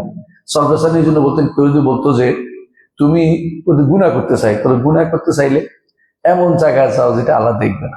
এমন জায়গা তো আমরা খুঁজে পাচ্ছি না, এর অর্থ তাহলে গুনাহ করিও না। আল্লাহ তো সবকিছুই দেখেন। কোথায় তুমি লুকোচুরি করবে সেটা আল্লাহ তাআলা দেখতে পাবে, তোমার লুকোনোর কোনো সুযোগ তোমার হাতে নেই। তো এই যেখানে যেখানে আরেকটা হচ্ছে, যখনই আপনি মানে 5 নম্বর যেটা আমরা কয়েকটা দিন বলছি যে 5 নম্বর হচ্ছে যে গুনাহ থেকেও বাঁচার জন্য আপনাকে এই আয়াত বাসির কাজে লাগবে। আপনি যে আল্লাহ তাআলার বাসির নামটি, সর্বদর্শন নামটি থেকে আমরা বুঝে গেল যে গুনাহ থেকে বাঁচার এটা একটা অবলম্বন তৈরি হবে। যখনই গুনাহ করতে যাবেন তখন মনে হবে যে আল্লাহ তো দেখতেছেন, আল্লাহ তো আমাকে দেখতেছেন। তো আমরা কয়েকটা উদাহরণ দেবো ইনশাআল্লাহ। শুধু এটাই বললাম, কয়েকটা বলছি। 1 নম্বর হচ্ছে আপনার মধ্যে কি আসবে? বিনয় আসবে। আপনার মধ্যে দিনহীন ভাব আসবে যে আমি তো কিছুই না, আমি তো সবই একটা ক্যামেরা। আমরা বলা হয় যদি ক্যামেরা আছে, আমি নিজে এখন কিন্তু সাবধানে চলাফেরা করি। এর অর্থ হচ্ছে আল্লাহ তাআলা এমন ভাবে আপনার সবকিছু দেখতেছেন, এটা কোনো ব্যত্যয় ঘটে না যে কোনো কিছু দেখার কোনো কিছু বাধা দিতে পারে না কেউ। তাহলে একটা হচ্ছে কি বিনয়, একটা হচ্ছে দিনহীনতা আসবে, আর একটা হচ্ছে সতর্ক আপনার মাথায় আসবে যে আমার উপরে কি আছে, পাহারাদার আছে, তিনি দেখতেছেন আমাকে। কোনো কিছু তত্ত্বাবধান থেকে তার তত্ত্বাবধান থেকে কোনো কিছু যাবে না। 4 নম্বর হচ্ছে এবাদতে কি হবে, সবচেয়ে সর্বোত্তম এবাদত আপনার আসবে। আর 5 নম্বর হচ্ছে গুনাহ থেকে বাঁচার অবলম্বন তৈরি হবে। এগুলি সবই কিন্তু কোরআন আয়াত থেকে আপনি বুঝতে পারেন। যেমন আমরা কয়েকটা উদাহরণ দিচ্ছি যে আল্লাহ তাআলা বলেছেন, যালিকা বিআন্নাল্লাহ ইউলিজুল লাইলা ফিন নাহার ওয়া ইউলিজুন নাহারা ফিল লাইলি ওয়া আন্নাল্লাহা সামিউন বাসীর। আল্লাহ তাআলা বলেছেন এটা এই জন্য যে সূরা হজের মধ্যে যে আল্লাহ তাআলা রাতকে দিনের ভিতর প্রবিষ্ট করেন, দিনকে রাতের ভিতর প্রবিষ্ট করেন। বুঝছেন এটা কিভাবে? মানে কখনো দিনের অংশ রাতে দেন, রাতের অংশ দিনে দেন না, সমান সমান হয় না তো। কখনো দেখবেন যে দিন বড় ও রাত বড়, এটাই বলছে যালিকা বিআন্নাল্লাহ ইউলিজুল লাইলা ফিন নাহার ওয়া ইউলিজুন নাহারা ফিল লাইল ওয়া আন্নাল্লাহা সামিউন বাসীর। এবং তিনি এই রাতে দিনে কি হয় না হয় সবই তিনি শুনতে পান। রাতের অন্ধকারে কোন আওয়াজ সবই তিনি শুনতে পান, এবং সবই তিনি কে কি করছে রাতের অন্ধকারে সে দেখতে পান, দিনের বেলা কি করছে সেটাও তিনি দেখতে পান। এই জন্য আল্লাহ তাআলা বলছেন সাওয়াউন মিনকুম মান আসাররাল কাওলা ওয়া মান জাহারা বিহি ওয়া মান হুয়া মুস্তাখফিন বিল লাইলি ওয়া সারিমুন বিন নাহার। রাতের বেলা কিভাবে চলেন সেটা দেখতে পান, দিনের বেলা সেটাও তিনি দেখতে পান। সুতরাং আল্লাহ তাআলা সবই দেখতে পান। এই জন্য বোঝা যাচ্ছে যে এই সামিউন বাসীরের সাথে আয়াতগুলির সম্পর্ক রয়েছে। আরেকটা আয়াত আল্লাহ তাআলা বলছেন, ওয়ালাউ বাসাতাল্লাহু রিজকাল লিইবাদিহি লাবাগাউ ফিল আরদ ওয়ালাকিন ইউনাজ্জিলু বিকাদারি মা ইয়াশা ইন্নাহু বিইবাদিহি খাবীরুন বাসীর। আল্লাহ তাআলা যদি মানুষের রিজিক বাড়িয়ে দেন, বেশি করে দেন, প্রশস্ত করে দেন, তাহলে জমিনের বুকে ফেতনা ফাসাদ তৈরি হবে। বাস্তবে দেখেন যারা বেশি পয়সাওয়ালা হয়ে যায় ধীরে ধীরে ধীরে আল্লাহর দিন থেকে দূরে সরে যায়। ইল্লা মাশাআল্লাহ 2-4 জন ছাড়া যারা আল্লাহ বিশেষ রহমত করে। যারা গরিব থাকে তারাই বেশিরভাগ আল্লাহকে স্মরণ করে, আর যারা ধনী হয়ে যায় তার বেশিরভাগ সময় ধীরে ধীরে আল্লাহর দিন থেকে দূরে সরে। অনেক কাজ, বসার সময় নেই, মসজিদে বসবো কখন, বিশাল কাজ, বিশাল পরিচালনা করতে, ব্যবসা আছে, দেখা আছে, এই আছে সেই আছে। অর্থাৎ তারা এখন আর আপনার দিনের থেকে শোনা যাচ্ছে না, এরা দিন থেকে বাইরে চলে যায়, বাগাও ফেলে আছে জমিনের বুকে। তারা কি করবে, সীমা লঙ্ঘন করবে। ওয়ালাকিন ইউনাজ্জিলু বিকাদারি মা ইয়াশা। আল্লাহ পরিমিত পরিমাণ যাকে ইচ্ছা তার জন্য আল্লাহ দিয়ে থাকেন নিজে। ইন্নাহু বিইবাদিহি খাবীরুন বাসীর। নিশ্চয়ই তিনি বান্দার ব্যাপারে অত্যন্ত খবর রাখেন এবং তাকে দেখেন। কি দেখেন? এটার অর্থ হচ্ছে জানেন যে কে হেদায়েত পাওয়ার যুক্ত, তারা হেদায়েত দেন, কে অবস্থার ধনী হইলে কার জন্য ধনী হওয়া উপযুক্ত তাকে ধনী করে, এবং ভালো করে জানেন যে কাকে সম্পদ দিলে ক্ষতিগ্রস্ত হবে, এই জন্য তাকে সম্পদ দেন না। কথা বুঝছেন? রাসূলুল্লাহ সাল্লাল্লাহু আলাইহি ওয়াসাল্লামের যুগে ওই ঘটনা মনে আছে কিনা? একজন এসে বলছে, ইয়া রাসূলুল্লাহ, আমাকে দোয়া করেন, সম্পদ হইলে আমি এমন দান করব, একেবারে এই করবো সেই করবো। রাসূলুল্লাহ সাল্লাল্লাহু আলাইহি ওয়াসাল্লাম দোয়া করছেন, আবু জামিল দোয়া করছেন, ইবনে জামিল সম্ভবত, ইবনে জামিল। তো রাসূলুল্লাহ দোয়া করছেন, পরে সে ধীরে ধীরে এত সম্পদ হয়ে গেল যে জুমাতে আসতে পর্যন্ত, জমা তো দূরের কথা, জুমাতে আসতে দেরি হয়ে যাচ্ছে। কেন? যে একটু সামাল দিয়ে আসতে পারতেছে। পরে ধীরে ধীরে আরো দূরে চলে গেল, আরো দূরে চলে গেল। এরপর রাসূলুল্লাহ সাল্লাল্লাহু আলাইহি ওয়াসাল্লাম পাঠাইলেন জাকাতের জন্য। তো তখন তিনজনে জাকাত দিল না। একজন হচ্ছে কে? আব্বাস রাদিয়াল্লাহু আনহু, তাই না? তো বললেন যে আব্বাস থেকে তো আমি অগ্রিম জাকাত নিয়েছি, রাসূলুল্লাহ সাল্লাল্লাহু আলাইহি ওয়াসাল্লাম বললেন। আর খালিদ রাদিয়াল্লাহু আনহু জাকাত দিলেন না। রাসূল বললেন খালিদের জাকাতের সম্পত্তি নেই, সে আল্লাহর রাস্তায় সবই দান করে দিয়েছে, জাকাতের মাল তার কাছে নেই। আর ইবনে জামিল, তাকে আল্লাহ তার রাসূল ধনী করেছে, কিন্তু সে এখন এই মর্যাদা রাখতে পারেন। আল্লাহ তাআলা কাকে কি জন্য সম্পদ দেন না এটা মানুষ বুঝতে পারবে। আল্লাহ তাআলা তিনি হাকিম এবং তিনি বাসীর, তার ব্যাপারে ভালোই জানেন। এই জন্য এটাই বিশ্বাস করতে হবে যে তিনি যার জন্য রিজিক প্রশস্ত করা দরকার তার জন্য করবেন, যার জন্য দরকার নাই সেটা তিনি করবেন না। এটাই তার কথাই তার ইচ্ছাই সবচেয়ে বেশি জরুরি বাস্তবায়িত হবে, এবং সেটা হিকমতপূর্ণ ইচ্ছা। আরেক আয়াতে আল্লাহ তাআলা বলছেন, ওয়াল্লাযী খালাকাকুম ফামিনকুম কাফিরুন ওয়া মিনকুম মুমিন ওয়াল্লাহু বিমা তা'মালুনা বাসীর। তিনি তোমাদেরকে সৃষ্টি করেছেন, কাউকে কাফের হিসেবে সৃষ্টি করেছেন, কাউকে ঈমানদার হিসেবে সৃষ্টি করেছেন। অনেকের কাছে এটা মানতে রাজি নেই। অনেক কি বলে, আল্লাহ কাউকে ঈমানদার কাফের করে সৃষ্টি করেন নাই। এই কথা ঠিক নয়। আল্লাহ আগে থেকেই ঈমানদার এবং কাফের করে সৃষ্টি করছে। কথা বলছেন কিনা? আল্লাহ তাআলা সৃষ্টি করার পরে যাদের উপরে আলো ফেলেছেন তারা ঈমান আনবে, যাদের উপরে আলো ফেলেন তারা ঈমান আনবে না। রাসূলুল্লাহ সাল্লাল্লাহু আলাইহি ওয়াসাল্লাম বলেছেন, আল্লাহ সৃষ্টি করার পরে দুই হাতে দুইগুলি নিয়ে বলেছেন, এগুলি জান্নাতের জন্য, এগুলি জাহান্নামের জন্য, ওয়ালা উবালি, আমি কোনো পরোয়া করি না। আর এক হাদিসে আছে রাসূলুল্লাহ সাল্লাল্লাহু আলাইহি ওয়াসাল্লাম বলেছেন, জান্নাতে এবং জাহান্নামের নাম লেখা আছে। রাসূলুল্লাহ সাল্লাল্লাহু আলাইহি ওয়াসাল্লামের কাছে দুইটা কিতাবে আসছে, রাসূল দুইটা বলছেন, এরপর আবার সেটাকে তিনি আবার ভেনিশ করতে বলে যে ভেনিশ হয়ে গেছে। নাম লিখিত আছে, আপনি ওই সিদ্ধান্ত বদলাতে পারবেন না যেটা আল্লাহ সিদ্ধান্ত লিখে রাখছেন, কে জান্নাতে যাবে কে জাহান্নামে যাবে, এটা সিদ্ধান্ত। এই জন্য সালাফরা সবসময় কান্নাকাটি করতেন যে আল্লাহ কোন মুষ্টির ভিতরে আমি ছিলাম, আল্লাহ তাআলা কোন মুষ্টির ভিতরে আমি ছিলাম, এই চিন্তা করতেন। আর আমরা চিন্তা করি কি, আমরা ইবাদত করে জান্নাত হাসিল করে দেবো, তাই না? এটা ভুল। আমরা আল্লাহর এই চিন্তা করতে হবে যে ইবাদত করব, এটা ঠিক আছে, জান্নাত দেওয়ার জন্য আল্লাহ নির্ধারণ করে রাখছেন। আমরা ওই কান্নাকাটি করবো, আল্লাহ যেন আমাদের জান্নাতটা দেয়। আমি যেন ডানের মুষ্টি থাকি। যে ব্যক্তি কান্নাকাটি করতে পারবে, ইবাদত করতে পারবে, সেইটা বুঝতে পারবে যে আল্লাহ তাআলা তাকে ডান হাতে রেখেছে। কথা বলছেন? জান্নাতে যাওয়ার জন্য নির্ধারণ করেছে। আর যে ব্যক্তি প্রশ্ন করবে, আল্লাহ কেন এটা করলেন, কেন নির্ধারণ করলেন, এই ব্যক্তি কোথায় যাবে? সে বা জাহান্নামে যাওয়ার জন্য প্রস্তুত হতে হবে। কারণ আল্লাহ তাআলা বলে দিয়েছেন, লা ইউসআলু আম্মা ইয়াফআলু ওয়া হুম ইউসআলুন। আল্লাহ কি করবে এবারে প্রশ্ন করা যাবে না। আপনাদেরকে প্রশ্ন করা হবে কি করেছেন। আল্লাহর কাজের ব্যাপারে প্রশ্ন করার অধিকার আপনাদের নাই। কারণ তিনি হচ্ছেন, তিনি স্রষ্টা, তিনি মালিক, তিনি পরিচালক। আমরা সব দাস। দাসের দায়িত্ব নয় মনিবের কাজের উপরে প্রশ্ন তোলা, দাসের কোনো কাজ মানে সাজে না। এই জন্য যখনই দাস প্রশ্ন করবে, মনিব তাকে শাস্তি দিবে। প্রশ্ন করবে যে কোনো দুনিয়ার বুকেও দাস, এখন দেখেন নাই তো আপনারা, দাস শ্রেণী যখন ছিল তখনও এরকমই ছিল যে তারা প্রশ্ন করতে পারতো না। কিন্তু আল্লাহ তাআলা কারোর উপর জুলুম করেন না, কারোর উপর জুলুম করেন না। তিনি যদি কাউকে জান্নাত দেন এটা তার দয়া, তিনি যদি কোনো কাউকে জাহান্নাম দেন সেটা কি তার ইনসাফ। কারণ কেন ইনসাফ? ইবাদত করেনি, ইবাদত চেষ্টা করেনি, দোয়া করেনি, চাইনি তো তিনি দিবেন। কেউ যদি দুনিয়াতে বলে তো আমাকে দিল না কেন, তুমি কেমনে বুঝছো? এখনই চাও দিবে, মরার আগ পর্যন্ত বোঝার সুযোগ নেই। তুমি তো বুঝেই থাকো যে তুমি জাহান্নামের লিস্টে আসো কিনা, তুমি টেনশনে আসো, তাহলে একটু দোয়া করো আল্লাহর কাছে, আল্লাহ যেন আমি জাহান্নামের লিস্টে যেতে চাই না, তখনই আল্লাহ কবুল করলেন, তুমি জান্নাতের লিস্টে চলে যাবে। কিন্তু তুমি যদি বলো যে আমি, তাহলে আল্লাহ কেন এটা করলো, কেন এটা করলো, আল্লাহ তো নির্ধারণ করলো জালেম হয়ে গেল, তাহলে ব্যক্তি কাফের, মানে ওই পুকুরে যাওয়ার জন্য রেডি হয়ে গেছে। এই প্রশ্ন করার অধিকার তো নাই, প্রশ্ন করার অধিকার নাই। আপনার দায়িত্ব হচ্ছে আমালু ফাকুল্লুন মুয়াসসারুন লিমা খুলিকা লাহু। আপনার দায়িত্ব হচ্ছে আমল করবেন। আপনি যেটার জন্য সৃষ্টি করেছে আপনাকে এটা সহজ করে দেওয়া হবে। আপনি জান্নাতের জন্য আমল করতে চাইলে আল্লাহ তাআলা সহজ করে দিবেন। মসজিদে আসতে চাইছেন, মসজিদে আসতে পারছেন। মসজিদে আসবেন না সিদ্ধান্ত নিয়েছেন, আসতে পারবেন না। কথা বুঝলেন তো? এখন আপনি যে মসজিদে আসতে পারছেন, এটা আল্লাহ শুকরিয়া দেখবেন যে আল্লাহ তাআলা আমাকে আসার সুযোগ করে দিয়েছে। আসতে পারেন নাই, ইস্তেগফার করবেন, আল্লাহ আমি আসতে পারি না, ভুল হয়ে গেছে, ইস্তেগফার করবেন না, বলবেন যে কেন আমি যাব, তাহলে বোঝা গেল আপনার কিসমতের মধ্যে বহুত খারাপ কিছু লেখা আছে। এই জন্য আপনি আল্লাহর ইবাদত দিকে অগ্রসর হন। কেউ যে এক বিঘত অগ্রসর হয়, আল্লাহ তার দিকে এক হাতে দিয়ে আসে, যে আমার বন্ধু আমার দিকে আসছে।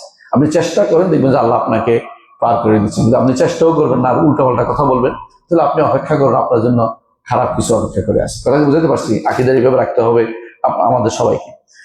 আল্লাহ তাআলা এরপর বলছেন, হুয়াল্লাযী খালাকাকুম ফামিনকুম মুমিনুন ওয়া মিনকুম কাফির, ফামিনকুম কাফিরুন ওয়া মিনকুম মুমিন। তোমাদের মধ্যে আল্লাহ তাআলা তোমাদের সৃষ্টি করেছেন কাউকে কাফির হিসেবে, কাউকে ঈমানদার হিসেবে, অর্থাৎ তাদের তিনি সৃষ্টি নির্ধারণ করে রাখছেন কে ঈমানদার কাফির হবে। কারণ আল্লাহু বিমা তা'মালুনা বাসীর, আল্লাহ তোমাদের আমল সম্পর্কে সম্যক দ্রষ্টা, তিনি জানেন, ভালো করে জানেন যে কে কি আমল করবে, এটাও তিনি জানেন, কারণ তিনি নির্ধারণ করেছেন কি আমল করবে সেটা তিনি ভালো করে জানেন, কে নেককার, কে বদকার, কে ঈমানদার, কে কাফের। কারণ সবকিছু চলে আল্লাহ যেভাবে আগে নির্ধারণ করেছে সেটার উপরে, এবং সবকিছু সেই হিসেবে তিনি শাস্তি দিবেন, সে প্রতিদান দিবেন। আমল করলে ভালো পাবেন, আমল না করলে খারাপ পাবেন। ফামান ইয়ামাল মিসকালা যারাতিন খায়রান ইয়ারা ওয়া মান ইয়ামাল মিসকালা যারাতিন শাররান ইয়ারা। আল্লাহ তাআলা আবার দেখেন আরেকটা আয়াতে বলছে, ইন্নাল্লাযীনা ইউলহিদুনা ফি আয়াতিনা লা ইয়াখফাউনা আলাইনা, যারা আমাদের আয়াতে ইলহাদ করে। ইলহাদ বুঝেন? ইলহাদ হচ্ছে বক্রপথ অবলম্বন করা। ইলহাদ দুইভাবে হয়, আল্লাহর আয়াতও হয় আর আল্লাহর আসমাতে হয়। ইলহাদ হলো বক্রপথ, মানে আপনি আয়াত শুনছেন, আপনি বলেন যে এটা মানলাম না, তাহলে বক্রপথ। অথবা এটাকে ভিন্ন অর্থ করলেন, তাহলে এটা বক্রপথ। যদি সোজাসুজি অর্থ করছেন, যেটা রাসূল বলেছে, সাহাবীরা বলেছে, তাহলে বলে আপনার সহজ পথে আছে। যেমন রাসূলুল্লাহ সাল্লাল্লাহু আলাইহি ওয়াসাল্লাম বলেছেন, আল্লাহ তাআলা হাসেন, আল্লাহ তাআলা অমুকের কর্ম দেখে হেসেছেন, তাই না? সেটা কারা? যে ব্যক্তি একে অপরকে হত্যা করেছে, উভয় সে জান্নাতে। একে অপরকে হত্যা করেছে, জান্নাতে যাবে উভয়। কেমন এটা? কারণ কাফের হিসাবে ইমানদার মারছে, ইমানদার যে হত্যা করছে কোথায় যাবে? জান্নাতে। এরপরে সে ইমান আনছে, ইমান আনার পরে আরেক কাফের তারা হত্যা করছে, দুইজন কোথায় যাবে? জান্নাতে, তাই না? দুইজন হত্যাকারী, হত্যা কিন্তু দুইজনে জান্নাতে। এটা নিয়ে আল্লাহ তাআলা হাসেন, হাদিসে আসছে। তো এক বেদুইন শুনে বলতেছেন যে আল্লাহ হাসেন, তার থেকে আমি ভালো কিছু আশা করি, খারাপ কিছু আশা করি না। তবে বেদুইনও বুঝছে হাসার অর্থ হাসাই, কিন্তু বক্রপথ যারা অবলম্বন করে তারা কি বলে? হাসার অর্থ হচ্ছে পুরস্কার দিবে, মানে উল্টে দিকে চলে গেছে। হাসার অর্থ হচ্ছে আল্লাহ সন্তুষ্ট হয়েছে, উল্টে দিকে চলে গেছে, মানে অন্য অর্থ করেছে, বক্রপথ অবলম্বন করছে। ঠিক কোরআন আয়াতের মধ্যে বক্রপথ অবলম্বন করে অনেকে। কোরআন আয়াতের মধ্যে একটা হলো আয়াত, একটা হলো সিফাত, বুঝছেন তো? আয়াতের মধ্যে বক্রপথ মানে আয়াতে আল্লাহ এটা বলছে, আপনি এটা মানতে পারছেন না। হ্যাঁ, যেমন আল্লাহ তাআলা কোরআনে কারীমে বলেছেন যে ওয়া ইন মিনকুম ইল্লা ওয়ারিদুহা কানা আলা রাব্বিকা হাতমান মাকদিয়া, তোমাদের প্রত্যেককেই ফুলসিরাতের উপর দিয়ে পার হতে হবে, জাহান্নামের উপর দিয়ে পার হতে হবে। মানে নাই কারা? মুতাজিলারা। কেন পার হতে হবে এটার উপর দিয়ে? এই কষ্ট আল্লাহ কেন দিবে? যেমন আল্লাহ তাআলা কোরআনে বলছে যে ওজন করা হবে। মুতাজিলারা মানতে পারে না। কেন মানতে পারে না? আল্লাহ কি তরকারি বিক্রেতা যে ওজন করবে? নাউযুবিল্লাহ। আল্লাহ বলছে এটা তোমার তো পণ্ডিতি করার দরকার নাই, এটা হচ্ছে বক্রপথ অবলম্বন করে। তো এরা সবসময় যারাই বক্রপথ অবলম্বন করে, আল্লাহ তাআলা বলছেন যারা আমার আয়াত সমূহে বক্রপথ অবলম্বন করে, লা ইয়াখফাউনা আলাইনা, তারা গোপন থাকে না আমার কাছে, আমি জানি কে কি করতেছে, সবই তিনি দেখছেন এবং জানছেন। আফামান ইউলকা ফিন-নারি খায়রুন আম্মা ইয়াতি আমিনা ইয়াউমাল কিয়ামাহ, যাকে জাহান্নামে নিক্ষেপ করা হবে আর যে কিয়ামতের দিন নিরাপত্তার সাথে আসবে, এটা কি এক সমান? কখনো এক সমান? আল্লাহ এটা বলছে। এরা বলছেন আমালু মা শি'তুম, যা ইচ্ছা আমল করো। এটা ধমকি, এটা কিন্তু এরা হচ্ছে, আমরা বলি না তুই যা ইচ্ছা কর, তোর কিন্তু খবর আছে। এবার তুমি যা ইচ্ছা কর, তুই বলছে না, আমালু মা শি'তুম, যা ইচ্ছা আমল করো, কারণ ইন্নাহু বিমা তা'মালুনা বাসীর, তোমরা যা আমল করো তিনি কিন্তু দেখছেন। শুধু আপনাকে কিছুদিন হয়তো ছাড় দিবেন, কিন্তু ছেড়ে দিবেন না, ছেড়ে দিবেন না। কিছুদিনের জন্য তিনি ছাড় দিচ্ছেন, ছেড়ে দিবেন একেবারে। মানুষ যে অল্প সময় বাঁচে, এটাই প্রমাণ যে তাকে ছেড়ে দিচ্ছে না। যদি আপনি 1000 বছরও বাঁচেন, তাহলে সেটার তুলনায় হাসরের মাটির নিচে কত বছর থাকবেন আল্লাহ ছাড়া কেউ জানেন। হাসরের মাঠে 50,000, এরপরে নাউযুবিল্লাহ জাহান্নাম যদি হয়, তো মহা বরবাদ, শেষ হয়ে গেছেন আপনি। তাহলে আল্লাহ তাআলা, আপনি এটা কেউ যদি মনে করে যে কই তার তো কোনো দোষ, তার তো কোনো ধর পাকড়াও দেখলাম না। অনেকে দেখে যে কেউ যদি কোনো জালেম হয়, হ্যাঁ, তো অনেক দিন অপেক্ষা করে, যে এত বছর অপেক্ষা করছি তারা তো ধরতে দেখলাম না। আরে অপেক্ষা তো সময় শেষ হয়ে যায়নি। দুনিয়ার বুকে সে হয়তো 50 বছর রাজত্ব করতেছে, 50 বছর হয়তো জুলুম করতেছে, কিন্তু মাটির নিচে কত বছর তার হিসাব নেই। হাসরের মাঠে 50,000 বছর, তারপরে আবার জান্নাতে জাহান্নামে গেলে আরো কত হাজার বছর। সুতরাং এই সামান্য সময় অপেক্ষা শুধু আল্লাহ তাআলা কাউকে ছেড়ে দিবেন না। এটাই তিনি ধমক দিচ্ছে যে ইন্নাহু বিমা তা'মালুনা বাসীর, তোমরা যা কিছু আমল করো সবই তিনি কি করছেন, দেখছেন। এটাও প্রমাণ করে যে আল্লাহ তাআলা তাদের কর্মকাণ্ড সম্পর্কে ওয়াকিবহাল, তিনি সে অনুসারে কিয়ামতের দিন তাদেরকে শাস্তি দিবেন। কি জন্য? আল্লাহ আয়াতে যারা এলহাদ করে, এলহাদ বুঝছেন তো, বক্র পথ অবলম্বন করে, সোজা কথা নিবে না, বাঁকা পথ নিতে তারা পছন্দ করে। আল্লাহ যেটা বলেছেন যে তিনি দেখেন, তারা এটা বলবে না, না দেখেন অর্থ জানেন, এরকম বলে দিল। অথবা আল্লাহ তাআলা তার চোখ আছে বলেছেন, রাসূল বলেছেন চোখ আছে, তার না চোখ অর্থ মানি না, চোখ অর্থ আরেকটা বলে। এলহাদ কখনো কি হয়, আল্লাহ আয়াতে হয়, কখনো আল্লাহ গুণের মধ্যে হয়। বুঝে আসছে কথাটা? আয়াতের মধ্যে দুইভাবে হয়। কখনো এলহাদ হয় আল্লাহ তাআলার আয়াত কাউনিয়ার মধ্যে, আয়াত কাউনির প্রাকৃতিক নিদর্শন। প্রাকৃতিক নিদর্শন বুঝেন? ভূমিকম্প হয়েছে, এবার আপনি কি বলছেন, মাটির নিচের প্লেট নড়ে গেছে বলেই ভূমিকম্প হচ্ছে, মানে আল্লাহদের ভূমিকম্প দিছে, এটা আপনার বিশ্বাস হচ্ছে না। কথা বলছেন কিনা? আবার অনেক সময় দেখা যায় যে সকাল হয়েছে, আলোকিত হয়েছে বা বৃষ্টি হয়েছে, তো বললো যে বৃষ্টি হয়েছে কারণ অমুক তারকার ওখানে গেছে, ওখানে খুব ঠান্ডা আসছে, ওখানে বাতাসের এটা ছিল, আর্দ্রতা ইত্যাদি ইত্যাদি করে দিচ্ছেন। আল্লাহ যে বৃষ্টি দিচ্ছে এটা বলতে রাজি হচ্ছেন না। মানে প্রাকৃতিক নিদর্শনগুলোকে সৃষ্টির দিকে ফিরিয়ে দিচ্ছেন বা অন্য কোনো কারণ দিকে ফিরিয়ে দিচ্ছেন। হ্যাঁ, জলোচ্ছ্বাস কেন হয়েছে? ওই ইয়ার ভিতরে একটা আমপান বামপান হয়েছিল, ওই জন্য। আমপানটা কি করলো দিয়ার খবর নেই, কারণ আমপান তৈরি করলো কে, এটা তো আর খবর দরকার ছিল বলা, ওইটা আর বলবে না। এগুলি হচ্ছে এলহাদ ফি আয়াতিল্লাহিল কাউনি, আল্লাহ সৃষ্টিগত যে সমস্ত কাউনি যে সমস্ত আদর্শ নিদর্শন আছে, এগুলিতে আয়াতগুলিতে কি করে, তারা এলহাদ করে। আরেকটা এলহাদ হচ্ছে আল্লাহ তাআলা শারঈ শরীয়তগত যে সমস্ত আয়াত দিচ্ছে, এগুলিতে এলহাদ করে। আল্লাহ কোরআনে এটা বলছে, রাসূল হাদিসে এটা বলছে, সালাত করতে হবে, যাকাত দিতে হবে, হজ করতে হবে, এগুলি কিছুই মানে না, তাহলে এলহাদ এখানে হচ্ছে। কথা বুঝে আসছে কথাটা? তাহলে আল্লাহর আয়াতে এলহাদ দুই প্রকার। আল্লাহর সিফাতের মধ্যে এলহাদ বহু রকমের আছে। এর মধ্যে একটা হচ্ছে আল্লাহর সিফাত গুলোকে অর্থহীন করা, এটা এলহাদ। আল্লাহর সিফাত গুণগুলোকে অর্থহীন করা। একটা হচ্ছে আল্লাহর গুণগুলোকে সৃষ্টির মতো করে বানানো, তাসবিহ দেয়া, এটাও একটা এলহাদ। আবার আল্লাহর গুণগুলোকে সৃষ্টিকে দিয়ে দেয়া, এটাও আরেক এলহাদ। আবার আল্লাহর গুণগুলোকে কেটে কেটে তার সৃষ্টির কারণ নাম করা, যেমন আল্লাহ নাম কাইটা কি করছে লাত, আজিজ নাম কাইটা কি করছে উজ্জা, মান্নান নাম কাইটা কি করছে মানাত, এইভাবে। অথবা আল্লাহর জন্য এমন সব নাম দেয়া যেগুলো আল্লাহ রাখেন নাই, যেমন গড, যেমন ভগবান আল্লাহকে বলা, অথবা ঈশ্বর বলা। এগুলি যে ব্যক্তি করবে সবাই এই 5 রকমের এলহাদের কথা বলছি আমি, 5 রকমের এলহাদের মধ্যে আছে। সবগুলি মুখস্থ করার দরকার নেই, কিছু বুঝলে হইব যে এগুলি সবই হচ্ছে আল্লাহর কিসের এলহাদ, আল্লাহর গুণের মধ্যে এলহাদ, নাম ও গুণের মধ্যে এলহাদ। আর আল্লাহর আয়াতের মধ্যে এলহাদ হচ্ছে দুই প্রকার, আয়াত কাউনিয়াতে এলহাদ হয়, আয়াত শারঈয়াতে এলহাদ হয়। আবার আল্লাহ জাতের মধ্যে এলহাদ হয়, সত্তা অস্বীকার করে। যেমন অস্বীকার করছে কারা? ফেরাউন, নমরুদ, এরা অস্বীকার করেছে। ঠিক অস্বীকার করে এখন বর্তমানে কারা? নাস্তিকরা, অথবা যারা তথাকথিত সেকুলাররা, এরা অস্বীকার করতে আল্লাহ সত্তা অস্বীকার করে। এরাও আবার এই এলহাদের ভিতরে পড়ছে, এরা সত্তা অস্বীকারকারী। তাহলে কেউ কেউ সত্তা অস্বীকার করে, ঠিক আছে, বুঝছেন তো কারা? কেউ কেউ আল্লাহ নাম অস্বীকার করে, কেউ আল্লাহর গুণ অস্বীকার করে, কেউ আল্লাহর হুকুক অস্বীকার করে, কেউ আল্লাহর আহকাম অস্বীকার করে, কেউ আল্লাহ তাআলার ইবাদত অস্বীকার করে, ইবাদত করে না, এটাও এলহাদ। তাহলে আমরা দেখতে পাচ্ছি এলহাদের অনেকগুলো প্রকার আছে। আল্লাহ তাআলাকে অস্বীকার করা, আল্লাহ তাআলাকে না মানার অনেকগুলি প্রকার, যেটা একটা পাওয়া গেলেই আল্লাহ তাআলা বলছেন, এইটা বলছি, ইন্নাল্লাযীনা ইউলহিদুনা ফি আয়াতিনা, যারা আমার আয়াত সমূহে এলহাদ করে, লা ইয়াখফাউনা আলাইনা, আমার কাছে তারা গোপন থাকবে না। গোপন থাকবে? আল্লাহ দেখেন না, শোনেন না? আল্লাহ সবই শোনেন। এই জন্য আল্লাহ তাআলা বলছেন ফাআখাযাহুল্লাহু নাকালাল আখিরাতাল উলা, ফেরাউনকে আগে পরে দুই অপরাধের কারণে আল্লাহ তাআলা পাকড়াও করেছেন। দুই অপরাধ কি? মা আলিমতু লাকুম মিন ইলাহিন গায়রি, আমি ছাড়া আর কোনো ইলাহ নাই, আমি জানি না তোমাদের জন্য আমি ছাড়া আর কোনো ইলাহ। কে বলছে? ফেরাউন। আবার কি বলছে? আনা রাব্বুকুমুল আ'লা, আমি তোমাদের বড় রব।